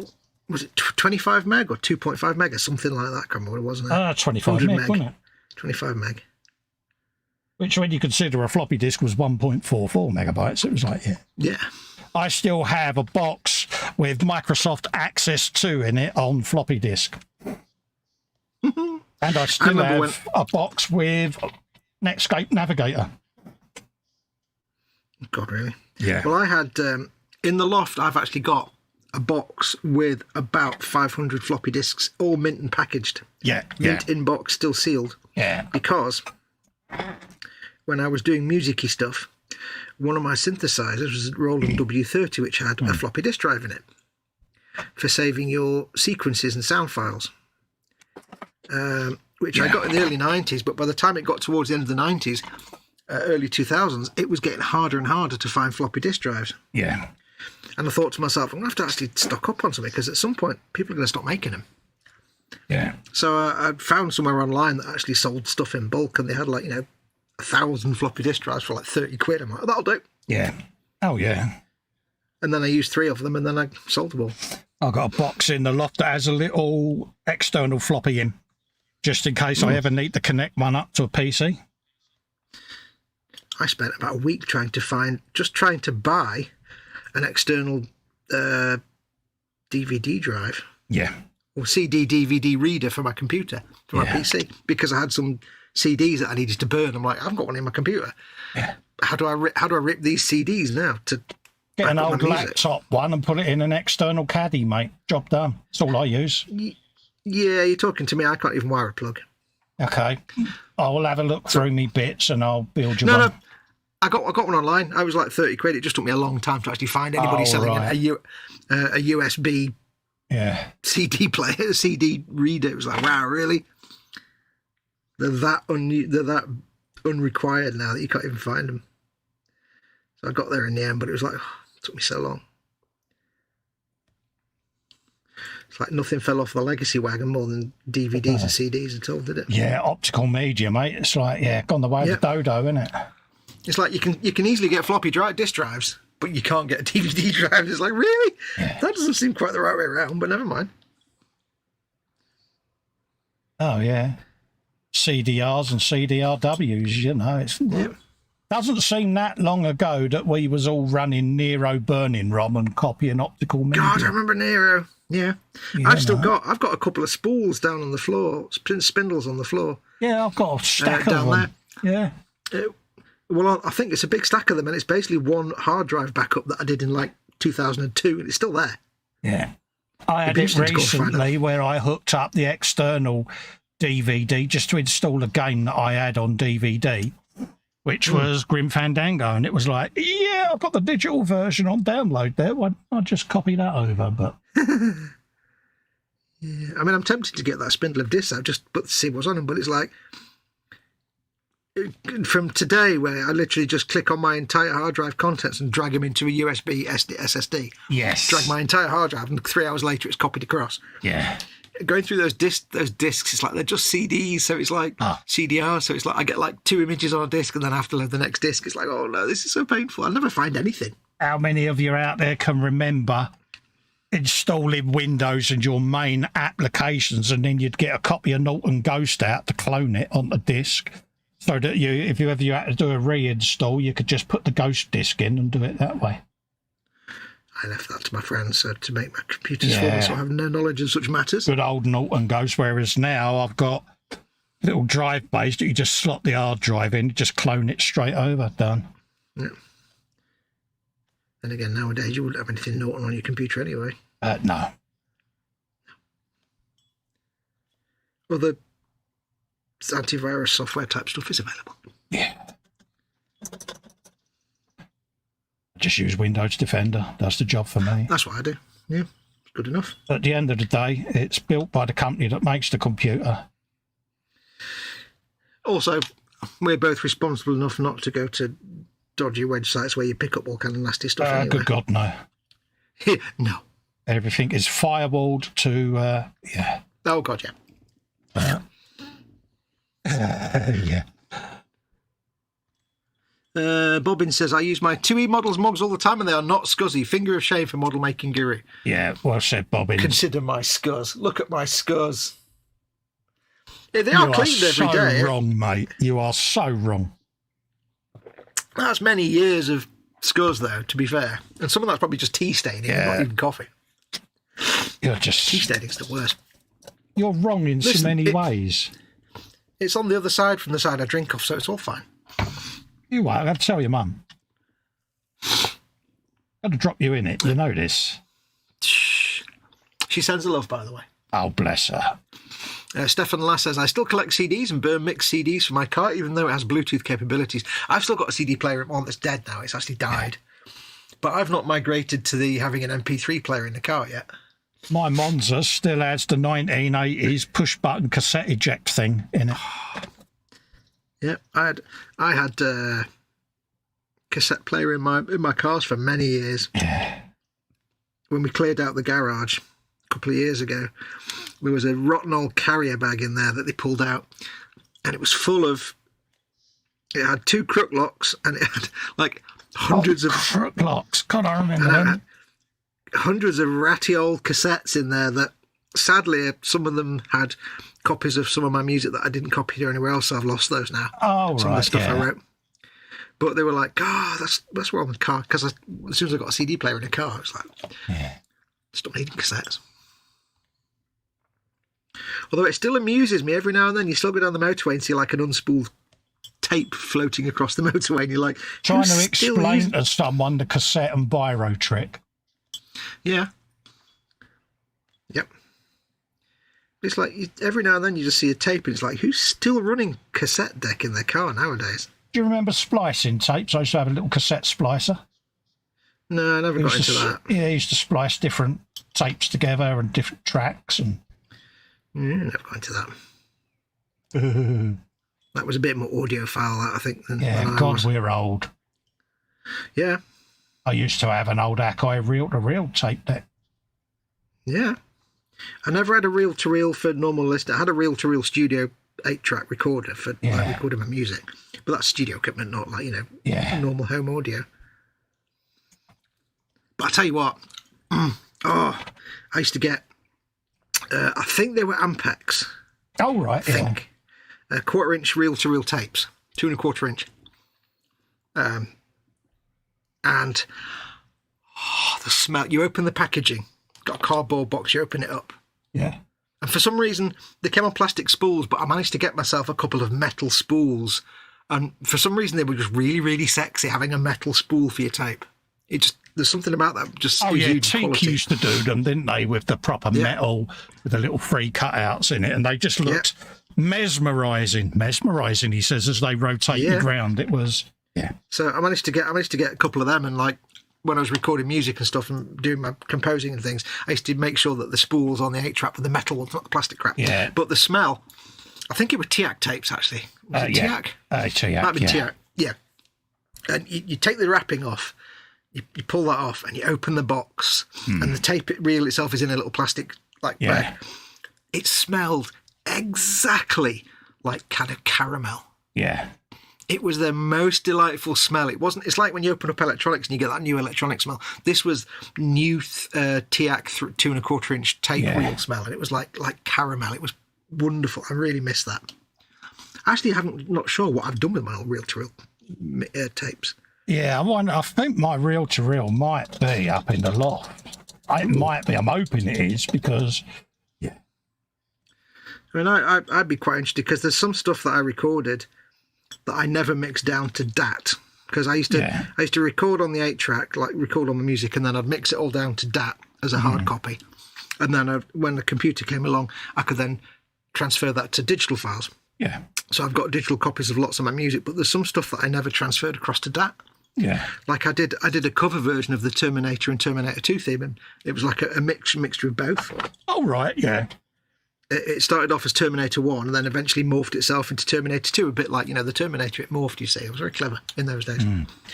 But that's on reel-to-reel somewhere, but I've no way to... Chuckle says, remember the Commodore VIC-20 and C64? Yeah, I've got a 386 up in the loft as well. Oh, yeah. And a double-deck video player. Oh, God. I remember when it was cutting edge if you have a TV with a DVD drive in it. Well, my sound system in my lounge, my hi-fi separates, the record player is an old linear tracking. Do you remember them in the early 80s? Yeah, linear tracking. It's the Akai separate system.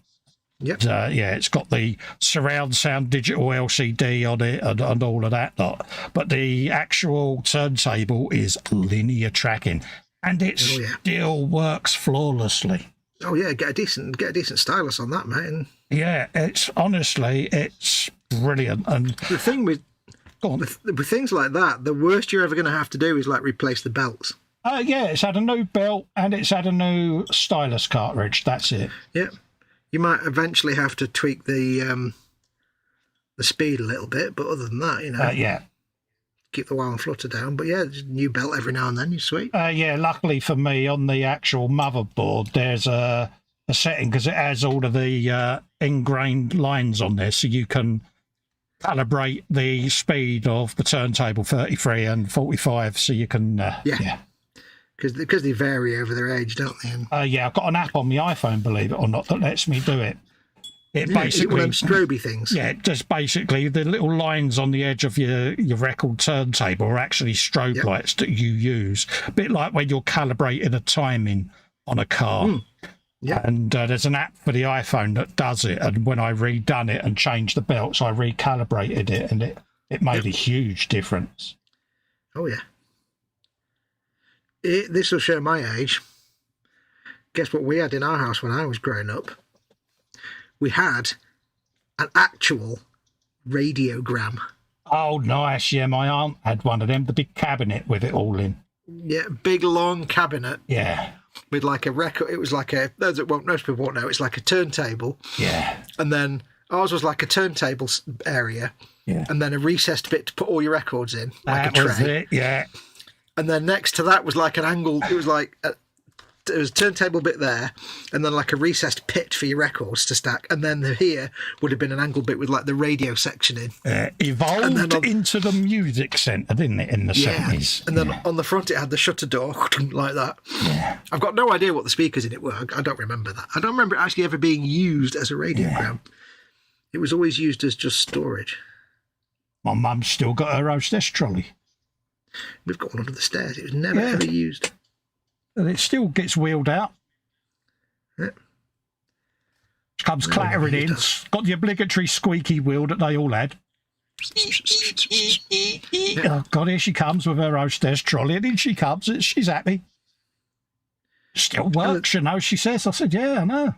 Well, it's just a box with a lid, so I'm pretty sure it's still wood. It's like, yeah, exactly. It's like, it's not a lot to it, Mum. It's not witchcraft and tomfoolery, love. I mean, we've got one under our stairs. I don't know where we got it. We never used it, and it's just got loads of glasses and cups in that I don't think we've ever used either. Yeah. So, bless it. She's happy. When I was a kid, being a kid of the 70s, I always wished we had, and we never did have, one of those little like hatches in the between the kitchen and the living room. Oh, right, The little hatch in the wall. Yeah, little serving hatches, yeah. Some of my friends had them, and it was like, wish we had one of them. I didn't know why. It was, wish we had one of them. Yeah, my mother-in-law's house, when she was alive, she had a serving hatch. I did offer to knock one through for H when we first moved in, but like she said, the units will go along that big wall. What's the point? Yeah. Why not just, carry your dinner out to the living room? Yeah. I can also remember Winnie opening the door. It's like, all right. It was like Celebrity Squares. Yeah. There's your cup of tea, love.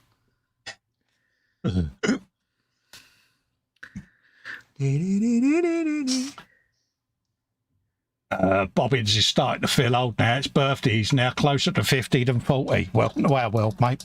I'm closer to 60 than 40. I'm not closer to 60 than 50 yet, though, thankfully. No, you're not as close to 6 years I am, are you? Yeah. No. It's funny when you think of it, though. You don't feel it, do you? Well, not I don't mentally. feel it in my... I don't feel it in my brain. I feel it in my achy parts. Yeah, not morning, mentally. My carcass does. My carcass is about 350. But mentally, no, I don't feel nearly 60, no. The only place I feel old is in my achy joints in the morning and the £9 a month I pay for prescriptions. But other than that, I feel about 8.5. Yeah. H, well, as you know, H is always saying, you're ever going to grow up? No, I did adult in for about an hour. Didn't like it. Went back to being 5. Yeah. It's like asking me if I'm going to go outside. No, the graphics are rubbish. We are analog men in a digital world, and we're happy. That sounds like a Madonna song, but like ahead of its time. Yeah. What are we up to? Remember cassettes for playing games on the ZX Spectrum? Absolutely, says Bobbins. Yep. You used to come in from school, you would start the game loading, you'd go down, watch a bit of Blue Peter and have your tea, go back upstairs, and it was just about ready to play. My ZX Spectrum 48. Yeah. Which my dad got me. We'd had an Atari and stuff before that, an Atari 400, and got my own Spectrum 48K, put it on the desk, turned it all on, got the joystick, plugged it in, and then Dad had to take it repair because you had to plug the joystick in before you turned it on, and it blew something on the motherboard. Yeah. So that was my first experience of my 48K, was it being sent back to the repair shop. Oh, yeah. But we had fun with them. Oh, yeah. You know what got me the other day, right? Was I was playing Cyberpunk 2077 the other day.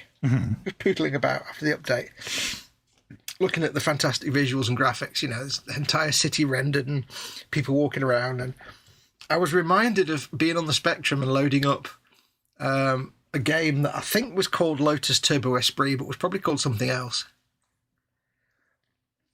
I think I called it Lotus Turbo Esprit Zoom Thingy. Yeah. And it was basically like black and white, and you had like the steering wheel was there, and then you had a car, and it was all like little line drawings and like city streets, and it was like 1 frame a second, and you had to drive along and then get these bad guy cars and bang into them to run them off the road. But the amazing thing for me that blew my mind at the time, bear in mind I was about 13 or 14, these little like tiny streets in a town. Yeah. All like vector, like line wire diagrams. There were little tiny stick men that just did that. And they just walk along the street, and then they go across a crossing. And then you could drive over them if you wanted to be, you could drive into them. But little tiny stick men made of a handful of pixels. Yeah. And this blew my mind that people walking up and down these streets. And I'm sitting here playing Cyberpunk. Yeah. I can remember going with games where it said, you have entered a room, and in that room is a table. Oh, yeah. You know, it was just a keyboard game. Yeah. And you used to have to type in instructions in text. I remember being at primary school, and the teacher rolled out a BBC Model B with King's Quest on it. Yeah. We were like little tiny kids. We didn't understand any of that. No. You know, you are in a room. You can go north, east, south, and west. You type in bums or something like that. Yeah, boobies. Or hello. Yeah. Yeah. Was it command not recognised or something used to come up, didn't it, if you put in grown-up stuff? It was like, yeah. And that Hitchhiker's Guide to the Galaxy text game, which was legendary for, like, there was something you had to do within the first 2 or 3 minutes of the game, literally. Yeah. If you didn't do it, then you get all the way to the end of the game and you couldn't finish it. Yeah. It was like, I can't remember, it was like you had to pick up a spoon or something off the floor and then have it at the end of the game. Otherwise, you couldn't do a thing in the game. You just couldn't finish the game. Exactly that. In those days, there was no help for anything. It was literally, you either picked it up or you didn't, and it was never pointed out to you. It was all text game. If you didn't type in look around and it didn't say there's a spoon on the floor, you'd never know. Yeah, but again, we had fun playing them, you know. They were, oh, God, yeah. Because, you know, that's all we had back then, wasn't it? But I remember playing Spy Hunter endlessly on Spectrum and, like, drawing lots of Spy Hunter-inspired art. Yeah. I remember being, like, 14 and, like, 15 or so and going into school to show my teacher this picture I'd done of, like, a pseudo Testarossa, like a jaunty angle, all ink and pencil crane, because I used to colour in pencil crane in those days. Spy Hunter. But when and if you look think at it today, how quick technology progressed in our generation, we have been blessed. Oh yeah, I mean, if you look at some of those games, I mean, look at Spy Hunter. It's so basic. Yeah. And yet, to me, when I was that young, it was amazing. It was like realistic graphics. Yeah. Well, you think I've come from Sega Mega Drive and PlayStation 2 to Xbox Series X, and it's like a different world. Yeah. And that's not a long period of time, really, when you think of it. What's a PlayStation? 20 years?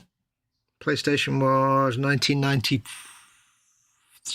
You know, PlayStation 2? 6. Yeah. PlayStation 2 was 2001.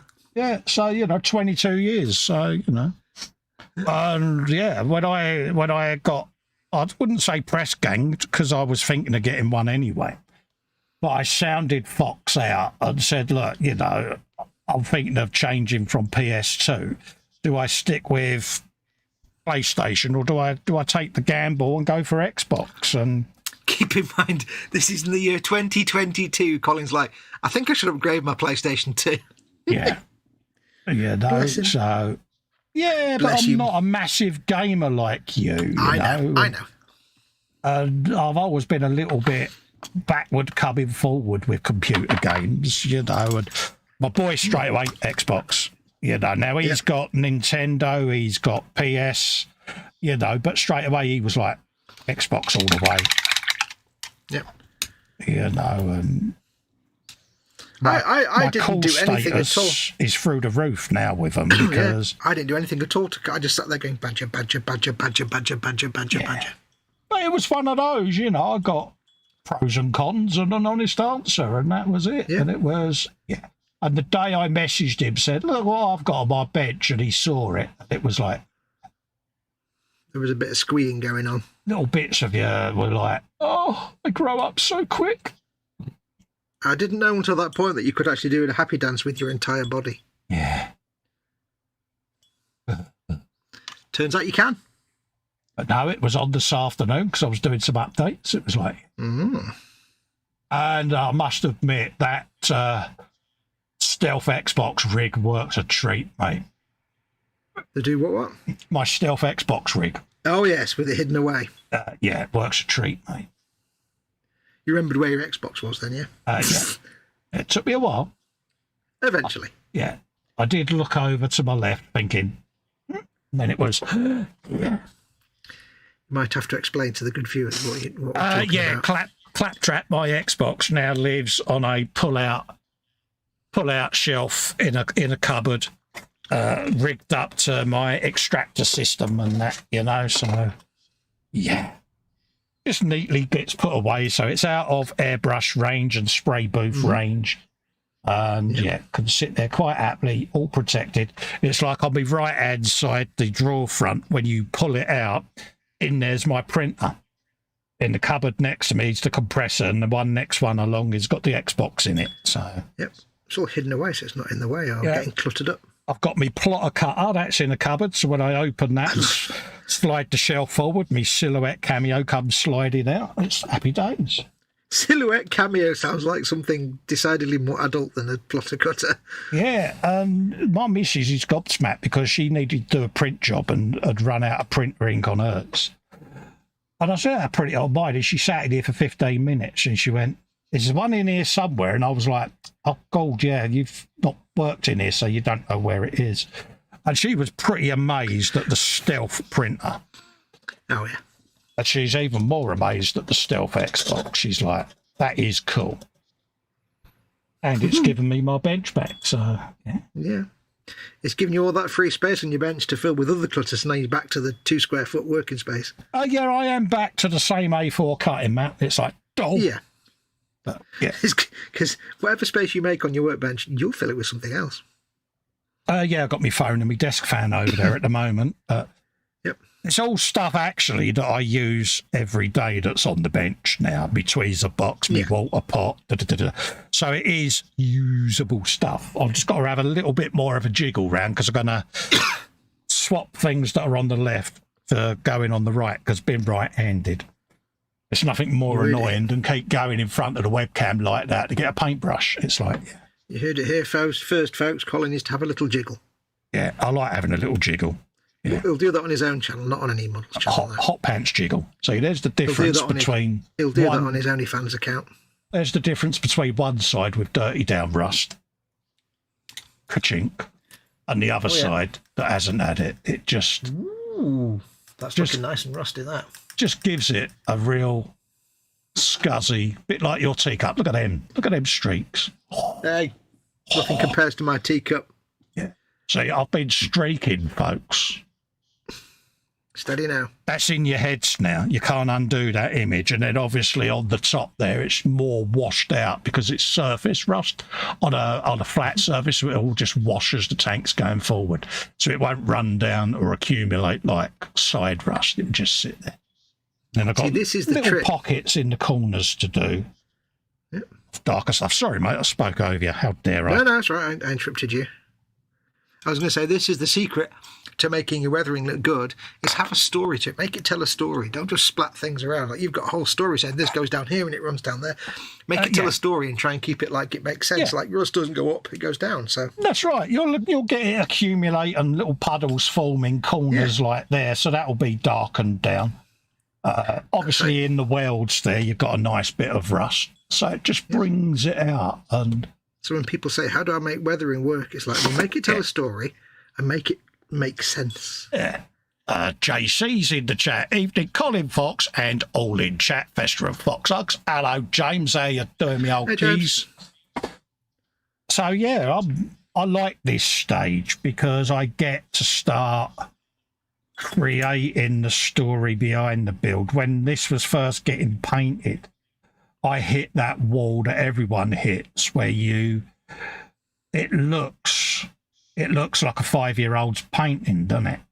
Yeah, it looks like absolute gash. You sit there and you think, have I just ruined my Baneblade? But stick with it, folks, because it will come together. And like I say, once I started putting me washes on it and then going back and dry brushing a few places and picking it out, it just started giving it that semi-aged look. And now with this stuff, I can go round and nitpick all the rust spots that I want. Yep. That's the thing with weathering, is don't stress about it too much till you're at the end of it. Yeah. If it looks terrible when you've finished, then you've messed up your weathering. Yeah. But if you've not finished your weathering, like I've said many times before, this stage of chipping, it looks like it's got measles. It looks terrible. But that's because it's not actually anything like real chipping. It's just spots of paint. Yeah. Once I've done all the other stuff that goes with it, all the streaking and other chipping and everything, then it'll come together and then it'll be great. So don't worry too much when you're halfway through your weathering stage, because it will look stupid because you're halfway through the weathering. Yeah, it looks like it's got a bad bout of the measles, doesn't it? It's like saying, I've only half built this aircraft, why won't it fly? Well, you've answered your own question. If it's not flying when you finish building it, then you need to be worried. Well, we've all done it. Yeah. A sign of a good artist is that they're never happy with their own work and they're always panicking because they think they've done it wrong. That's how you know you're a good artist, because you take pride in your work and you're self-critical of it. Yeah. If you don't worry about the work you've just done, then you're not a talented artist, you're an egotist. That's how you know you've got talent, because you don't believe you've got talent. Or that you've got, not talent's a word, but that's how you know you're an artist and not just someone trying to fluff their ego up.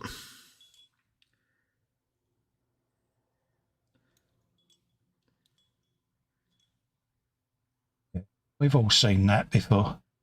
Yep. A true artist is never happy with the work and it's never finished to them. Somebody that says, this is my latest masterpiece, it's a work of genius and it's completed and finished. No, it's not in any of those ways. Yeah. The ones that go, look at me, I'm an oracle, I'm so wonderful. It's like, yeah. No.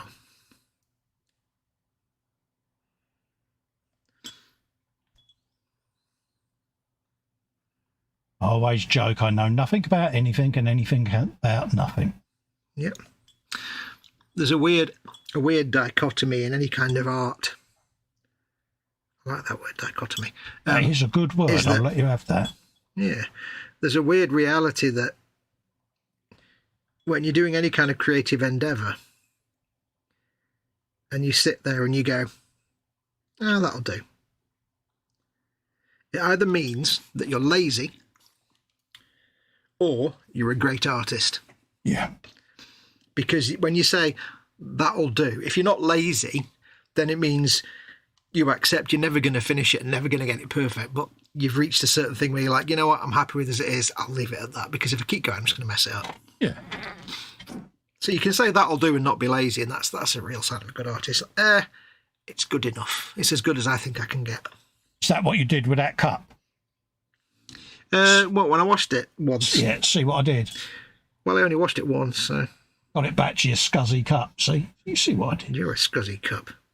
I'm made of scuzzy cups. I like being a scuzzy cup. What bit rate is scuzzy? Yeah. 8-bit. What does SCSI stand for? System something interface. Oh, yeah. System call. Serial computer. SCSI, wasn't it? Yeah, system interface. CSI. Yeah. Something like that. Yes. Yeah. Whoever came up with that and decided it works with the acronym SCSI was great. Well, it's like Twain, isn't it? Tall without an interesting name. I never knew that until recently, you know. Yeah. That's the best thing ever. Oh, yeah. I mean, you know WYSIWYG, don't you? What you see is what you get. Well, that's what you see is what you get, yeah. Yeah, but Twain, yeah, tall without an interesting name. Anyone that remembers having a flatbed scanner when they was a computer peripheral that was separate from a printer. Yeah. Used to get the software, and it was Twain software. Didn't printers use Twain as well? Yeah. I don't remember ever using it, but I remember it. Used to get the OCR software, didn't you? The optical character recognition software that used to come with them. But yeah, that's what it was. See, we're going back in time here to the days of, like, you know, you get your computer from PC World and it comes with a copy of Windows Encarta. Oh, yeah, Microsoft Encarta. Yeah. Because there was no Wikipedia or there was an internet in them days, but it wasn't real. Encyclopedia Britannica on a CD, wasn't it? Yep.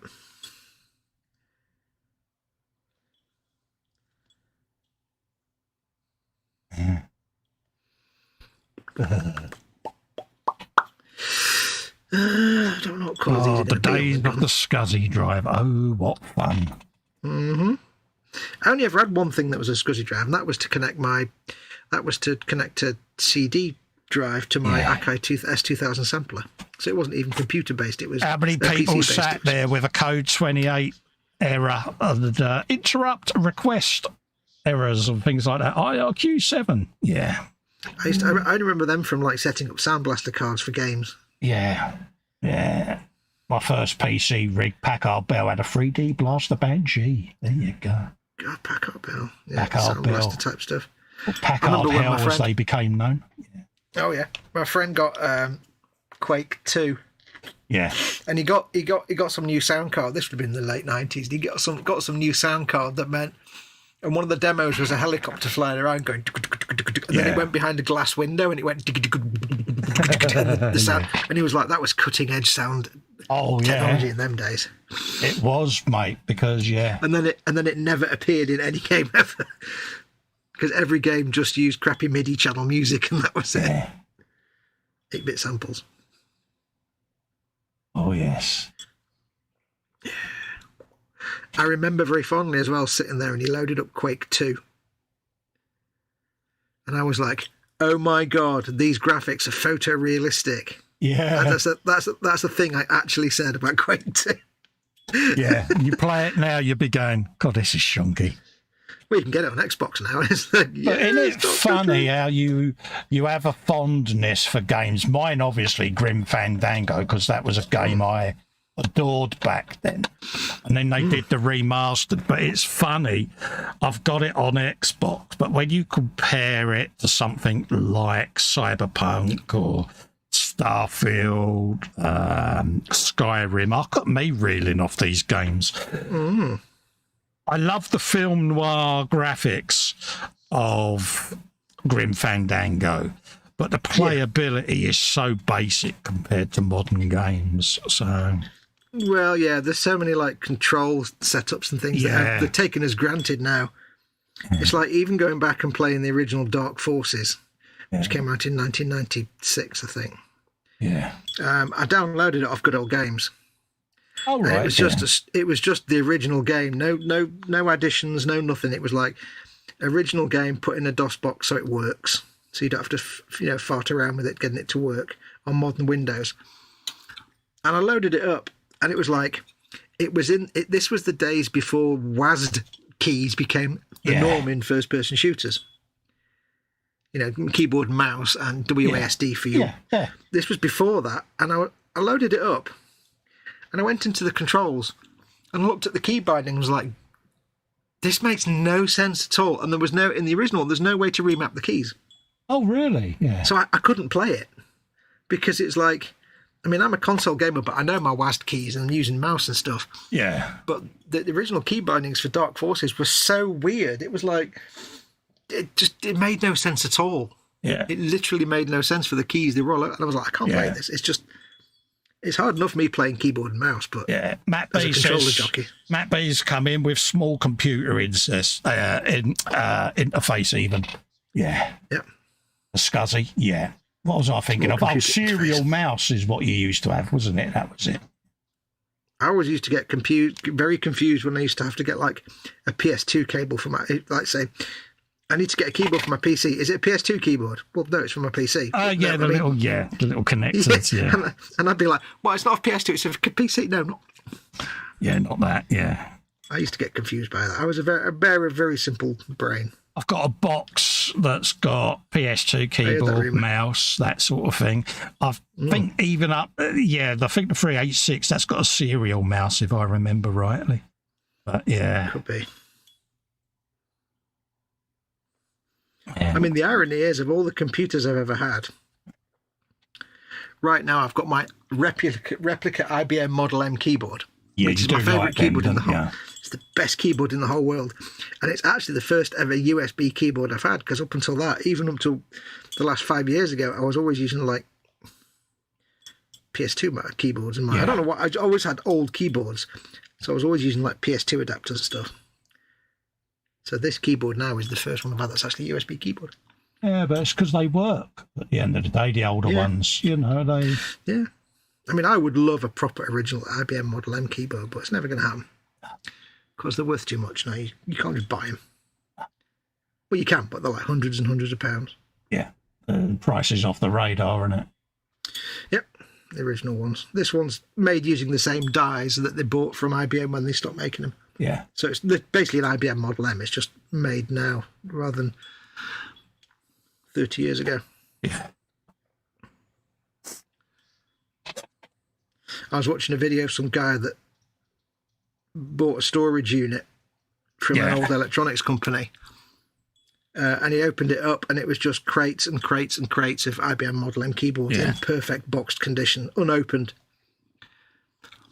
And, literally not even the tape had been broken on the boxes. And he's like, I'm going to get so rich.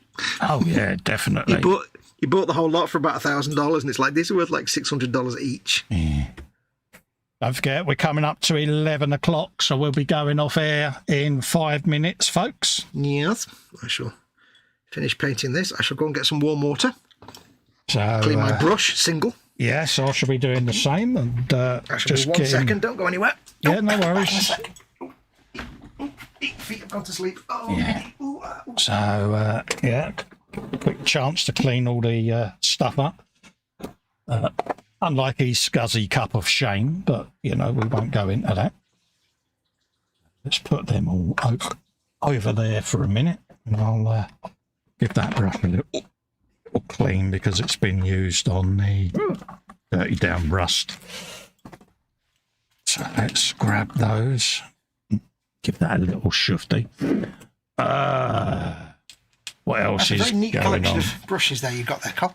I've got me Toads. I've got obviously me Wargamer stuff from AP, and I've got me Godhand stuff over there. But where I've been doing a lot of metallics and dirty down rust, I tend to treat me Godhand and me Toads a bit like gold because they're premium brushes, so I would feel mightily disrespectful to the Godhand brushes if I was using them with dirty down rust because I mean, for me it's like good quality brushes, that's for your fine work and your detail stuff. You keep your old brushes for things like scruffy weathering. If I was doing chipping, then obviously I'd be using them bad boys, but... I was going to say something then. What was I going to say? I was going to say something, and I think I was going to say I can't remember. Goddamn brushes? No. No, it was something else completely unrelated, but I can't remember what it was now. It was so important, clearly, that my brain decided to just jettison it was out the that airlock. important that your brain doesn't even recognise its relevance. Yeah, it just sent it straight out the airlock. But yeah, I'm quite happy with that. Not a massive amount done, folks, whilst Fox is cleaning his brush, but as you can see, I've been round with me dirty down rust. I just started doing edges and streaking across there and accumulations of rust puddles. Same down all the welds, running down around the sides here.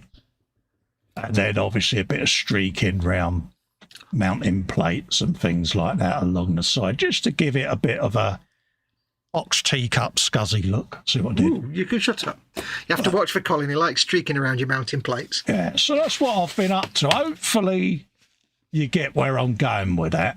I mean, yeah, I'm happy with it. It does what I want. All these little side skirts there with the brackets, they've all had a coat of rust round, and the hinges and that, and some of them are streaked down and just looking a bit... It's looking a bit downtrodden and semi-neglected, but... That's looking fabulous, dude. You like it, do you, mate? It's coming together. That's looking like it's been in battles in swamps and everything. It's just coming together, and then obviously a bit round the edges of the tracks there, and then I can go back with me graphite pencil and just put some little highlights where things have rubbed against the rust and just exposed the underneath of the metal. So yeah, I'm liking it, and as you can see, I've put a little puddle in the corner there where rust would have accumulated, just to round off the shape and make it look a bit gnarly. And I've got pigment to go on this as well yet, folks, but the dirty down I find a good starting point with it. So that's what I've done tonight. Yep. I myself have, as you saw before, I've done all the highlight chipping on the grey. Nice. Which is in advance of the brown rust chipping that will go in the middle of it. Yeah. And I've just started the tan highlight chipping, as you can see maybe on this turret here, which is a bit small, but yeah. Again, just going over the bits that I sponge chipped with the small brush, and I was starting out with Ushabti Bone. Oh, right, I decided, so I sponge chipped it with Ushabti Bone, best name in the world. But I decided it wasn't bright enough, it wasn't enough contrast compared to the grey, because the grey is quite contrasty. Yeah. But this wasn't, so what I did was I swapped that out for some Screaming Skull instead. So I've sponged it with Ushabti Bone, and I'm just gives it a bit of a kick, doesn't it? Yeah. Yeah, now you won't see this on camera, but it's not just chips. I'm doing little scratches and scrapes and everything as well. It won't come out on camera. It just looks like highlighting, but yeah, it's all slowly building up. Scraping! So, I don't know what that was. So, yes, so that's where I've got to tonight. So there'll be much more of that to come in the future. Once I've done all that chipping, it's the brown chipping. And then I always remember at the last minute that I've got to do the same chipping on all the wheels, and then I feel sad because I hate doing the chipping on the wheels. Yeah. Yeah. Because chipping on a flat panel's easy. Chipping on a thing that's got a million different surfaces is like, oh. Yeah. And then you cover it in mud and dirt and it all vanishes and you go, oh. You go, yeah, why did I spend all that time chipping and then paint a stripe over it? Yeah. Everyone saying nice work. Thank you very much for your feedback from the chat. Again, massive thanks to everyone in the chat that has come in and kept me and Fox company. We really do appreciate you giving up your time and coming to join us. So keep an eye out. Ring the bell on eModels' channel because there's loads of video content coming. We'll be back on here next Wednesday for a bit more Workbench live. Me and Fox will be back Friday at midnight UK time for the Friday Frolic over on my channel, Festa 67's Workshop. Yeah, do keep your eye on the website, eModels website, again over the next couple of weeks because they are expanding the Citadel paint range on their website in the coming couple of weeks. Yes. I know because I'm putting it all on their database for them. So, yes. So that will be coming into play in the next couple of weeks. So if you've been waiting to pick up loads of paints and bits and bobs, there'll be a whole bunch of extra Citadel paints being added to the website. And it's been spit out into its own little page now as well, rather than just being mixed in with the Games Workshop stuff. So if you've been looking for your Citadel paints, which are some of the brush paints, best brush paints you can get, they'll be coming up soon. Happy days. Rightio, folks. Yes. We'll love and leave you, and we'll see you on the next one. Take care, folks. Take care, everyone. Bye. Adios, amoebas.